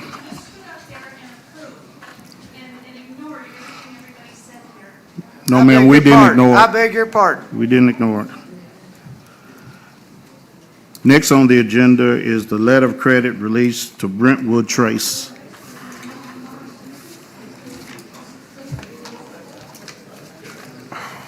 You got that one? If I may, Please do. if I may, Eugene, Kevin, is this one of the overdue ones a long time? it is not. Mr. Wheatley has met his timeline. We have done all the inspections necessary to pass all the minimal inspection list items. He has done so. He is complete with all inspections. Thank you. Yeah, so we were asking for a release of the letter of credit, is what we're here for tonight. Get your all's approval on that. Okay. Am I good? Any questions? If you're happy with it. Yes. Yeah, all Am I the good? sidewalks, all the infrastructure, storm sewer, sanitary, everything has been approved, taken over by Richmond Utilities, and all the items have been met from their punch list. I'll make a motion that we approve the letter of credit release for Brentwood Trace. I second. Okay, so my first was Dr. Short, my second was Dr. Miller. Okay. Commissioner Shu? Yes. Commissioner Francis? Yes. Commissioner Short? Yes. Commissioner Miller? Yes. Commissioner Perkins? Yes. Commissioner Miles? Yes. Commissioner Sell? Yes. Thank you. Thank you. Thank you. Next on the agenda is the citizens' presentation, Scott Mendel.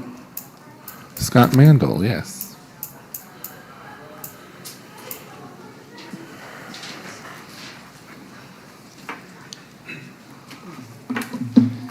Good evening, Good evening. I think. All right.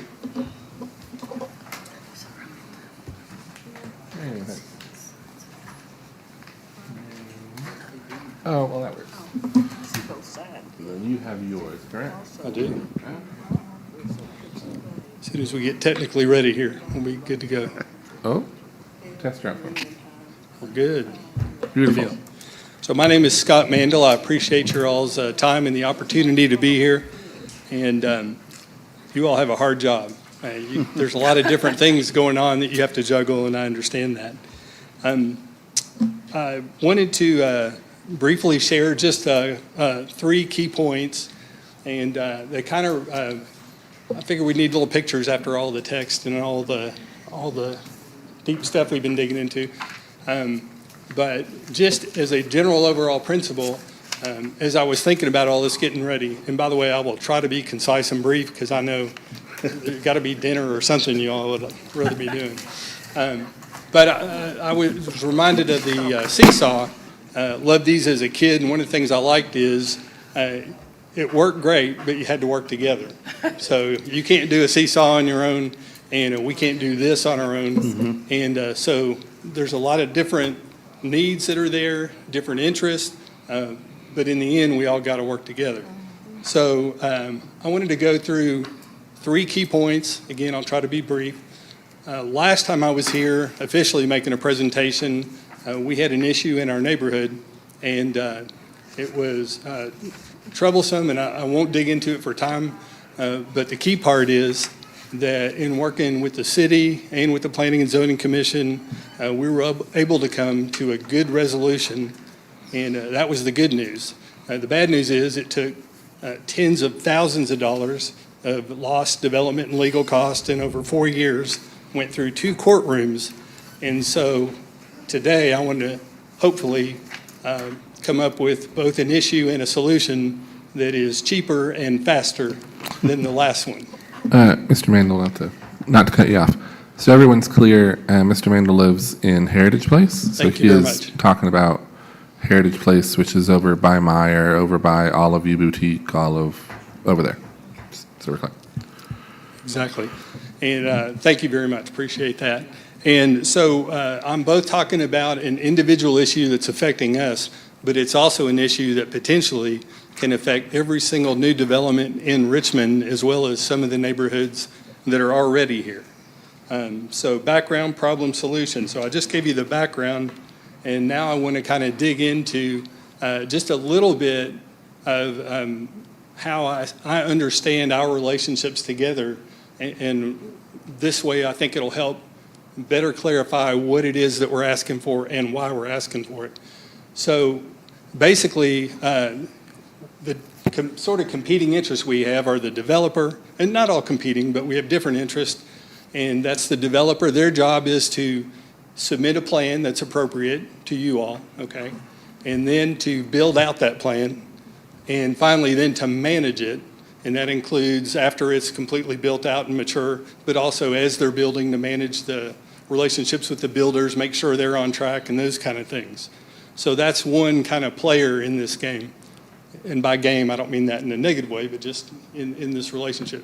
The developer, as I understand it, is primarily guided by the guidelines in the development ordinance, and then the other paperwork and interactions with our professional staff that goes with that to make sure that they do things appropriately. The next group are the residents. And for those who live here in Richmond and call this place their home, our main job is to buy a house and then to comply. So we also have guidelines that we have to go by once we buy our house. And those include everything from the city ordinances, probably state laws every once in a while, but also things like either your HOA guidelines or covenants. And in our case, it's covenants, okay? And there's an actual example of our covenants. I won't make you read that.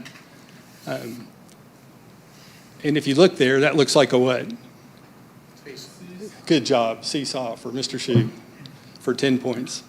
Now here's where you all come in.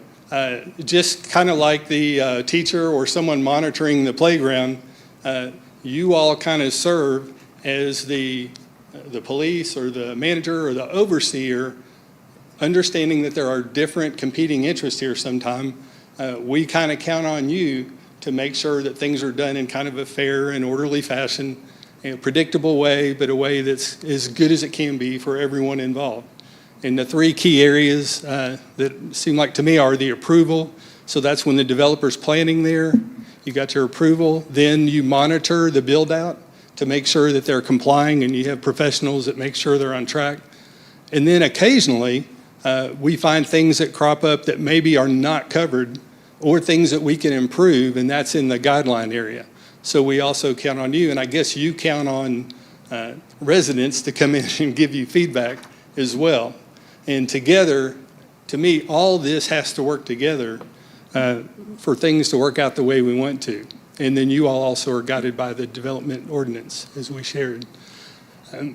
The reason that the seesaw thing really stood out for me, though, is when I was a kid, it was nothing but fun initially. But one time I was on it, and my partner, who was supposed to be playing fair with me, realized that when I was in the air, if he got off really fast, it changed the trajectory of what happened to me. And the first time that happened, I came crashing down, and it was a real pain, and it was not fun, let me put it that way. And so that is an analogy of what we're dealing with right now. So here's our problem. As I mentioned before, the developer has 3 different areas, and this is oversimplified. I'm sure there's lots more detail, but I'm trying to get us out of here in like 15 minutes instead of 10 hours. But within the management area, they have common areas, areas that nobody owns but are still in the development. Some of those, or you might even subdivide those into drainage areas. So these are things that they're not going to sell to anyone, you would think. Or areas that are maybe the signs when you come into the neighborhood around there, or just anything that's not sold to anyone but still needs to be taken care of. And last but not least, developers also have covenant approvals. And they are kind of the arbiter, the person that people go to in the neighborhood, hey, can I put this fence up? That kind of thing, right? But what happens if they walk away from these responsibilities? What happens if we're in the air and they just step off the seesaw? That's what brought us here. So in that case, it causes an issue, and I wanted to just show you some of the examples. When they start out, of course, we all are kind of fellow travelers. We want the neighborhood to look great because we live here. They want the neighborhood to look great because they have millions of dollars on the line in their investment, and they have tons of property that they're trying to sell. The better it looks, the better they do, and the better we feel because our neighborhood looks great, safe, all that kind of thing. When we started, when we moved in, which was about 10 years ago, it looked like this, very well taken care of, very attractive, and that was just everything looked sharp. However, last year, maybe, let's go back 2 years, the drainage areas, which are what these are right here, C, F, E, and D, those were regularly mowed by the developers. That's part of maintaining them, is what I just mentioned. And those were fairly regularly done up until last year. Someone said, hey, what's going on with the drainage areas? And I said, what are you talking about? Because we don't live near them in our house. They said, they're like taller than our kids. What's going on? I said, I don't know. I'm sorry, I didn't realize it. So we started checking around, and we found out that the developers had stopped mowing it in October of 2022. I found out about it July the next year, and it was just getting taller and taller and taller. And there are a number of issues related to that. Now, fortunately, the city was helpful with this and has stepped in and taken care of some of the things that developers were supposed to do with that mowing, and we greatly appreciate it. But here's what it looked like until then. Our ordinance, can someone correct me? The grass isn't supposed to be over what? How many inches? 10 inches, okay. As you can see, that is slightly more than 10 inches. And that's what it looked like. And just to give you an idea of what happened to our neighborhood over time is after they stopped taking care of it, instead of that, this is Friday. It looks like that. So we've gone from Heritage Place to, I think, Heritag, which is kind of like Maytag, but with homes or something like that, I guess. But it's a visual illustration of the issues that are going on when they walk away. Now so one issue is just the care that they're supposed to take of the mowing and the property. The second key issue is, again, they're the person that we are required by law to go to if we want to make a change in our property. If you want to put a fence up, our covenants require us to get them approved by the developer. So if you look right here, and I won't ask you to read all this, but in general, it just says all improvements have to be approved by the developer. Okay, what kind of improvements are they? And instead of asking you to just read through that, I'll just show you real quick. If you want to put trees up, hedges, fences, pool, garages, outbuildings, driveways, a new sidewalk, different sidewalk or whatever, we're required by law, by, the deed restriction like we talked about is going to go with the land, just like the easement that we talked about earlier. These deed restrictions go with our deeds. So we're required to check these things out with our developer. But what happens if the developer just wants to skate? And that's the issue we're in right now. So as you can see, the seesaw doesn't work very well, and it's not a good thing for the homeowners. So I wanted to give you a slight bit of background. I've been in a number of these meetings just because they're so fun. And one of the things I've heard as a recurring theme, Tyler's giving me a look, is that that we have an issue sometime with developers that don't exactly check all the boxes like they're supposed to. And one of the issues that was going on for a while, as I understand it, is that they would finish up one development and then they'd be back in here wanting to do a different development, and they hadn't even checked all the boxes on the previous one. So, and you guys correct me if I'm wrong, one of the ways we decided to deal with that as a commission and as a city is we kind of said, okay, we're going to start a no-fly list. And if you have not checked off the boxes on your previous development, you cannot come in here for any more business until you get that one taken care of. Is that generally right, just in loose terms? Mm-hmm. Yes, sir. Yeah, is this development completed? Yeah, yes. Okay, now, if they check it off, that the developer's completed it, then the developer then goes on to another project. He's not obligated to mow your grass, to do all that stuff. Oh, really? So no, not at all. So as far as I know, and the homeowners association really gets together, mows the grass, keeps the front of the area clean, that kind of thing. Right. That's If there's a theirs. homeowners association. Well, that's what I was going to say, is that what you all need to do is, so that somebody didn't get stuck with this, is that you all share it and, get a homeowners association going. And dues and stuff like that. And Of then- course. And then, you had all those things the developer Right. approves. I agree with But that. he's not going to be around to do that. That's the reason the homeowners association is such a good thing. So we recommend really that they do that. Right. So let's say, Once he's checked that off down here, I don't think that's the developer's responsibility anymore. okay, let's pause. Are those, Is that true, Kevin? What takes place once the check marks come on the boxes is that the developer will then want to offload the recreation areas, the detention areas, the common spaces, and things of that nature. The mechanism to make that happen for the developer is that the HOA, if you will, is created. And then what happens is that he will hand over properties A, B, C, D of what have you to that HOA. Then he's out. He's gone. So we have a new entity, that being HOA, LLC, whatever that may be. You then transfer from one entity to the other, which keeps us after one person, or one person being responsible, or one entity. I believe what Scott is pertaining to here is that what happens to that entity if it dissolves, if it, bad word here, ghosts, it sort of goes away.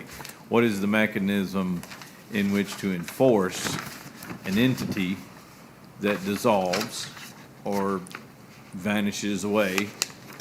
Who is then responsible? Like an HOA is formed and just kind of fades away. Correct. Wait a second. Okay, so I agree with everything that's been said. However, with one slight adjustment.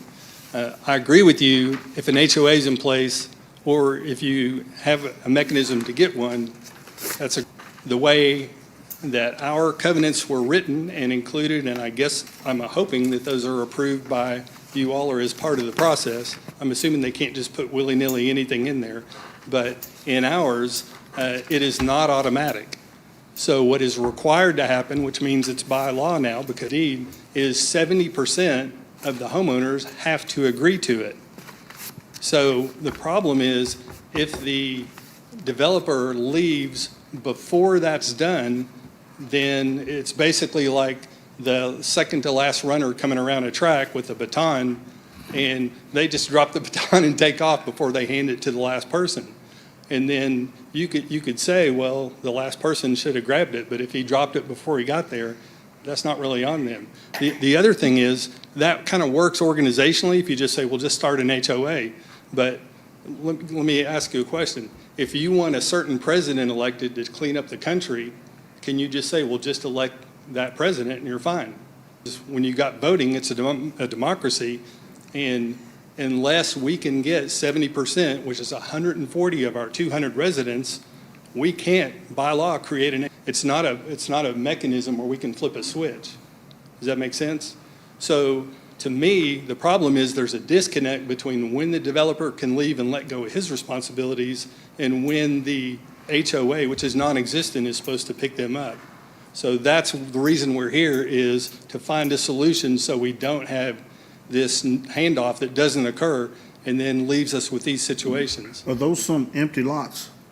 What's that? Are those some empty lots that's growed up? Those are the required detention areas for drainage, primarily, not counting the area around the sign, which kind of a general common area. Well, did we have a discussion on that about those detention, who was supposed to take care of Yeah, those? so let me get to that if I can, and I'll show Okay. you the background. Is that okay? Yeah. that's Okay, fine. yeah, this may answer some of your questions. So initially, when we went and talked to, or I was communicating with the managing partner, and I'm trying not to use names here because it isn't personal or anything, we're just trying to explain the process and why we think it needs to be tightened up.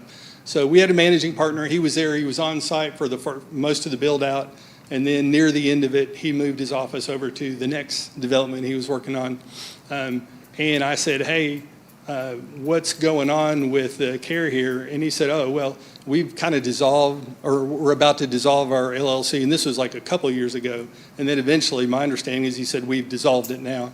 So, we're really not in the picture anymore. So kind of like you all are swimming in the water and you're on your own now, that kind of deal. However, this is Friday. I looked on the state website, and here is their LLC. And it's described as active, a word which I understand means it is still there. So it is not dissolved, it's not gone, and it's different than how they portrayed it to me. So one of my questions is, just on the no-fly list, who goes on the no-fly list? Just as a general question. Is it the managing partner? Is it anyone connected? Like, can one partner say, okay, we're not going to do it, but the other three partners can go off and start new developments? If I may, what happens is, if you are a developer of a subdivision, for example, and you have exceeded the 2-year time limit in which to complete the subdivision, barring you do not ask for a 1-year extension. If you go into default, if you are associated with that project as owner, operator, lender, what have, then you are not able to start another one until such time as the development in question, the check mark boxes have been done. Clarifying question. So would that include everybody listed on the state as part of the partners there? Correct me if I'm wrong, Mr. Frazier, but I would agree with that. Right? Okay. So that was my understanding as well, so I appreciate that. So let me go on to the second part. The second issue is, then they, either they conveyed to me, in addition to trying to research this, we found out that in a miracle of salesmanship, they sold 4 detention areas to an organization in scenic Memphis, Tennessee. So that raises a number of questions in my mind, and I'm not very big on, I don't know a lot of real estate or law or whatever, but I did wonder about who are the folks that are investing in drainage areas out of state. And it didn't seem like it'd be a really long list, right?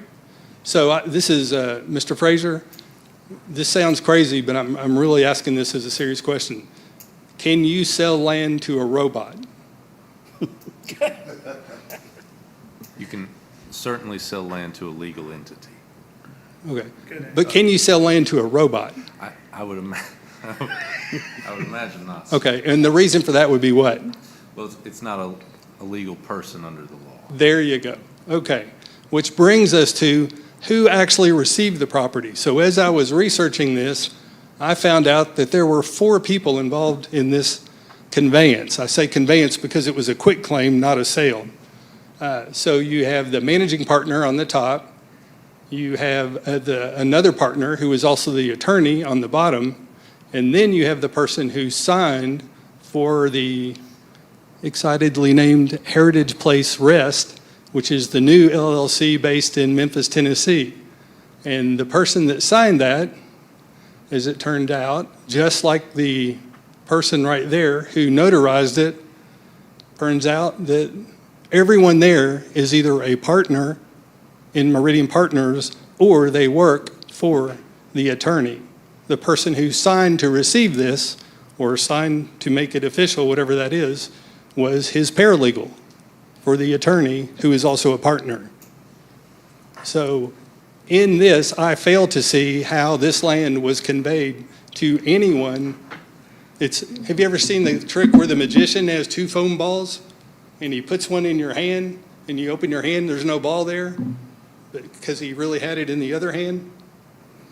To me, this seems like just a legal version of the same deal. No one is involved in this transaction except for partners of Meridian Partners and 2 people who work for one of the attorneys who is also a partner. Mr. Fraser, what's the advantage of selling those areas? That just makes the other people now responsible for doing something, doesn't it? Well, that LLC would then be the legal owner of the property.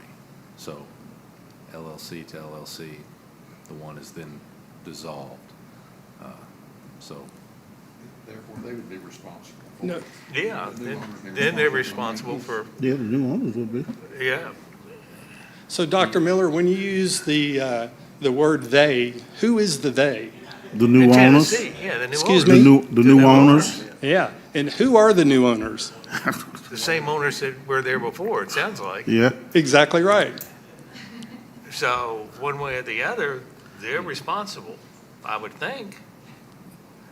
You know, that's what we I thought. mean, Mr. Fraser?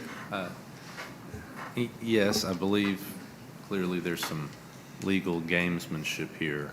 Yeah. Going out of the state. So in a different forum, the deed is held in a different state. That is then dissolved. So if you're going after these parties, the LLC gives them some legal protection. That is why LLCs are formed. So let's say we take it to, or someone, because this is a civil matter. So someone takes this to court, attempts to prove some type of a fraudulent conveyance.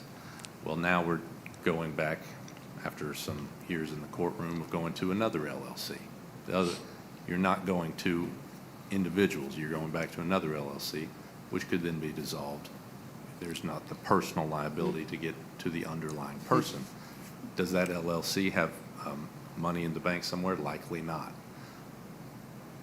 The purpose of LLC. So the fault here and the issue is that there is no HOA. That it's faulty in the construction of the covenants. So that's where the issue lies. The biggest problem, if you were to try to form an HOA, because this is a civil matter where they all hold deeds in this property, so they have an interest there in keeping those going. That HOA is now going to try to maintain areas they do not have a deed for and they don't have ownership of. So trying to get ownership within that HOA from this dissolved entity. So it is... It's a bit of a mess, is that fair? Yes, that's very Okay. fair. So, and he just said something I think he didn't know about yet. If you happen to look on the Tennessee Secretary of State site, you see that the LLC that they conveyed the property to, if you look under there, it's inactive because they lost their agent. And when I called the entity that someone paid money to register all this in Memphis, they confirmed that No one was involved other than the people who worked at the company that does the LLCs. There was no other owner, that kind of thing. And and the initial agent, who again was nobody that lived in Tennessee or anything. Everyone involved lives in Richmond, works in Richmond. Then it's also, they lost the agent, and I can't remember who they initially used as the agent, but that person pulled out. And as you can see, this is from, I think, Friday, that it's dissolved. So we're not here to complain, but we did want to point this out. I think the issue is the stick doesn't work, and as he said, the handoff is not working reliably and for sure. The stick is that if you're a developer, and this is stepping aside from our issue totally, but anytime there's an issue where we want to make sure the developers check off all their boxes, there's 4 areas where right now that potentially is not working. It's certainly not working for us. One is if the developer's retiring, he doesn't care that he can't do another development. I'm done, I'm out of here. That is the case with one of our 4 developers, or partners, I should But say. usually the developer gives it to the homeowners association. Right. That's usually what happens. Okay. So See- should he get a lawyer then? Of course, they don't own it though, right? No, but the officers do. Who? What Yeah, officers? they own They don't have something. none no more. Huh? They don't have no officers no more. We said it was still functioning. Yeah. What's functioning? Primary Meridian Yeah. partners are still functioning. Yes. However, theoretically, they've sold it to They this sold it. But they sold it to non-entity. themselves. Yeah. Right. They're Well- still owning it. That's what we would maintain. We agree with you. I asked this earlier. Didn't we discuss this about who would maintain or turn it over developers on those? We stressed the fact that they would turn it over to the homeowners association, and that would be it. But you can't own something and then just give it away and then have nobody keeping it up. But what we decide on it? I mean, Can- somebody had to. We recommended that everybody have a homeowners association at that time. Can codes Can I- And that was a enforcement, good way to do it, I thought. Can I- Everybody can- thought that was a good way to do it. The homeowners would take care of it, they'd go. There by is an themselves. answer to your question. But see, he can't even do that because he can't. right. Yes, exactly. So can I just confirm for the minutes and everything, Mr. Mandel, what you're saying is that, yeah, absolutely, if someone owned it, then great, then there you go. But you're saying LLC A owned it, sold to LLC B, let's say. Which they created. Sure, Yeah, but they sold it okay. to LLC B. Right. So LLC A no longer owns it, has nothing to do with it. LLC B now does not exist, so therefore no one owns it in a way, is what you're arguing. Right. What you're saying. Okay. However, someone did pay taxes on one of these because also some of the taxes weren't either paid or paid in a timely fashion. gosh. And people who invest in, like they find these properties, pay taxes on them, so that then you have to now pay them back before you get your property free and clear. So one of these areas, someone actually paid the taxes and they live in Pikeville. Well, then they own the property. No, I don't think that gives you you just paid the taxes on it. Well, if you would take the access. I think you have to do that for a while before you can apply for that, Can, right? can codes enforcement do anything to, They can, because they got an ordinance saying that you can't let the grass go over such and such high. So you legally, by the ordinance, could fine these people if the city has to come in and keep that yard up. So they could actually fine them each and every time the city could for doing that. Wrap up my point and turn it over. Is that okay? I think Mr. Mindry should be great. Okay, yeah. Mr. Chairman, if I may, and board members, in hindsight with this incident, I've been working with Scott for several months now, and the city has stepped in and taken care of the property. The detention ponds, the retention ponds, the common areas. We have a person that does bush hogging and mowing on contract. We turn them loose on it, and it's been mowed 3 times a year. We're working on those issues. This is Which not we the- appreciate, by the way, very This is much. not the only instance we've had with these developments. We run into it time and time again where the developer doesn't maintain the retention ponds, the detention ponds, and trying to get them to do so is like pulling teeth. We do send them fines with our codes enforcement people, try to hold them accountable, and really, we back into using our stormwater fee money to clean these areas up. and then if somebody's injured, a city worker's injured bush hogging, who's liable? It's contract labor. It's not a city contract labor. employee. Well, if they do cut the grass, okay, doesn't anybody pay for that? The city. City. does on a storm Yeah, water. The city's well, I know not- the city yeah. does, but there are owners of this property that originally developed it, so shouldn't you get them to pay? I did. I hounded this developer that was listed on that list a lot. And he mowed it one time, and then they played this little legal shell game where they created an LLC here, an LLC in Tennessee, transferred the property to the LLC in Tennessee, dissolved the LLC in Tennessee, and wiped his hands and walked That's away. dirty. I have a problem with developers that come to our communities and act like they live here and have their best intention with developments, cash in and walk away. And it happens time and time again. I don't know that we have a solution to this in our development ordinance. Tyler and I looked at it. We're not sure what that handoff mechanism should be or needs to be to stop this. Most cities our size and bigger have a stormwater fee that they collect, and they use that money to maintain these common areas. We receive $2.10 per water meter from Richmond Utilities, about $28,000 a month that is put into a stormwater fee fund, and we use that money on an annual basis to remedy these problems. I'm not saying I have a solution, I'm just telling you what we've done to try to help Heritage Place and some other ones like it. Which would be a good thing to discuss at one of the work sessions. Absolutely. About how we should do this, instead of you getting stuck with having to call everybody and do that. Really, I think it'd be a great idea. And let me say, we really appreciate Rob working with us, and the city has stepped in. But the flip side of that is, we really feel like, just off the top of my head, these developers sold $5 million worth of home property. They sold over $7 million worth of business property, and that doesn't even count the strip mall that's in there.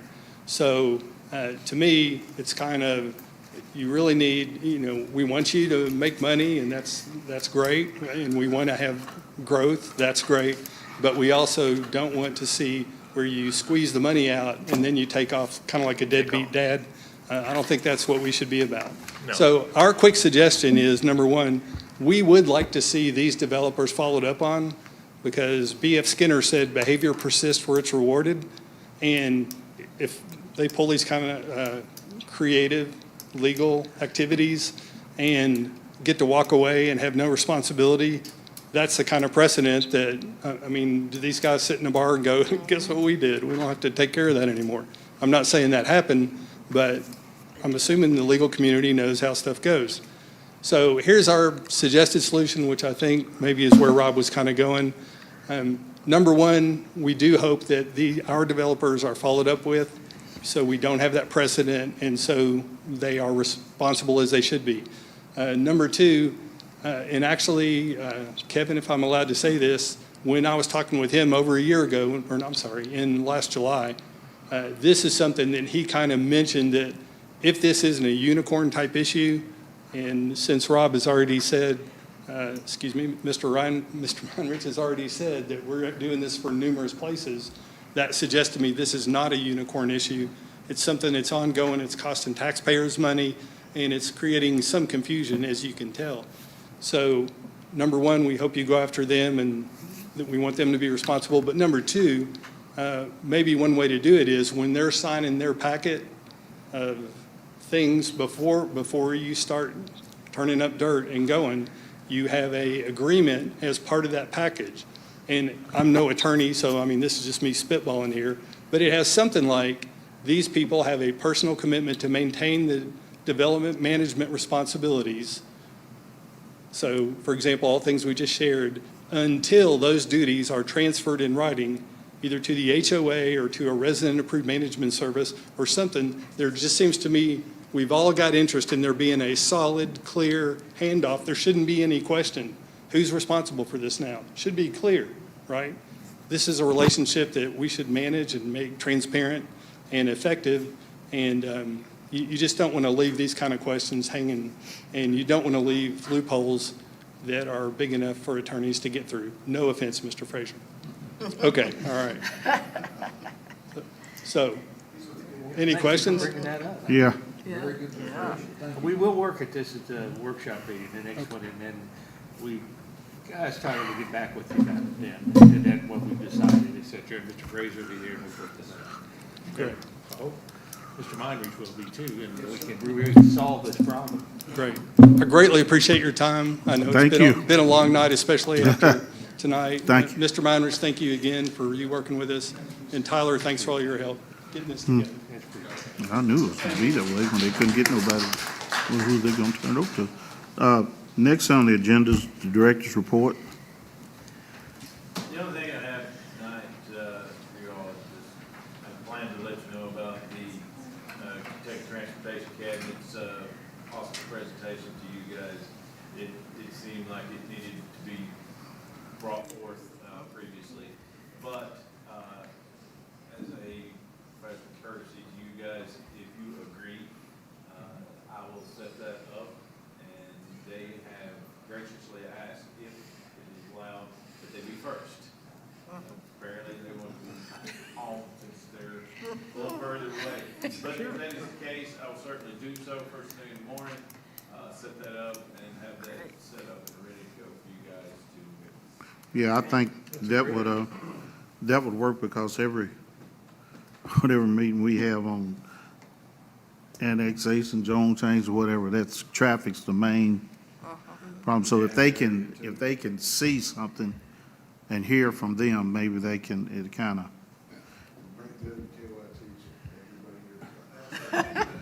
LEX 18. The problem with that is that is a state road. Yeah, well, that's what they don't understand. And the best thing that we can do as a city is with no pun intended, poke the bear. We as a county and a city have poked the bear, and we are getting a response. So, I look forward to it. Just tell them to mention that it is a state road, the city don't have nothing to do with it, so they can understand that, really. They don't. And Kevin, I appreciate the follow-up. Give us feedback on it, really do. Mr. Chairman, Other business? if I may, I just want to give you an update on how we're moving forward with this department with some leadership changes. Last night at the commission meeting, I got new job descriptions, updated job descriptions approved. I actually used some other communities that are near our size, Owensboro, Kentucky, Frankfort, Kentucky, Valdez, North Carolina, and Camp Verde, Arizona, were the job descriptions I pulled, so I could get a good variety. So they're very thorough, but the job for the planning and zoning director was approved last night and was posted online today. I'll be making the recommendation to the mayor that we appoint 2 members from this board, 2 members from the city commission, and then it would be myself, the HR coordinator, and our city clerk that would review the applications and then be the panel to hire the new planning and zoning director. So that's how we're moving forward. In the interim, we've got Kevin and Daniel Abrams are running point for me. And we're having the weekly meetings. And of course, we have Fraser's council, and Tyler keeps us on. I think we've picked up and we won't miss a step here. And I always see change as an opportunity to be better, and I think we can be better. I've talked to a lot of people in our community, and they like the work we're doing. I think we need Not tonight. I think we need a better message on the front end. Yeah. You're never going to get happy people for something like that. That's just what it is. But I appreciate all you all do, and if you have any questions about how we're going to proceed forward, or any suggestions, please let me know. Okay. Thank you.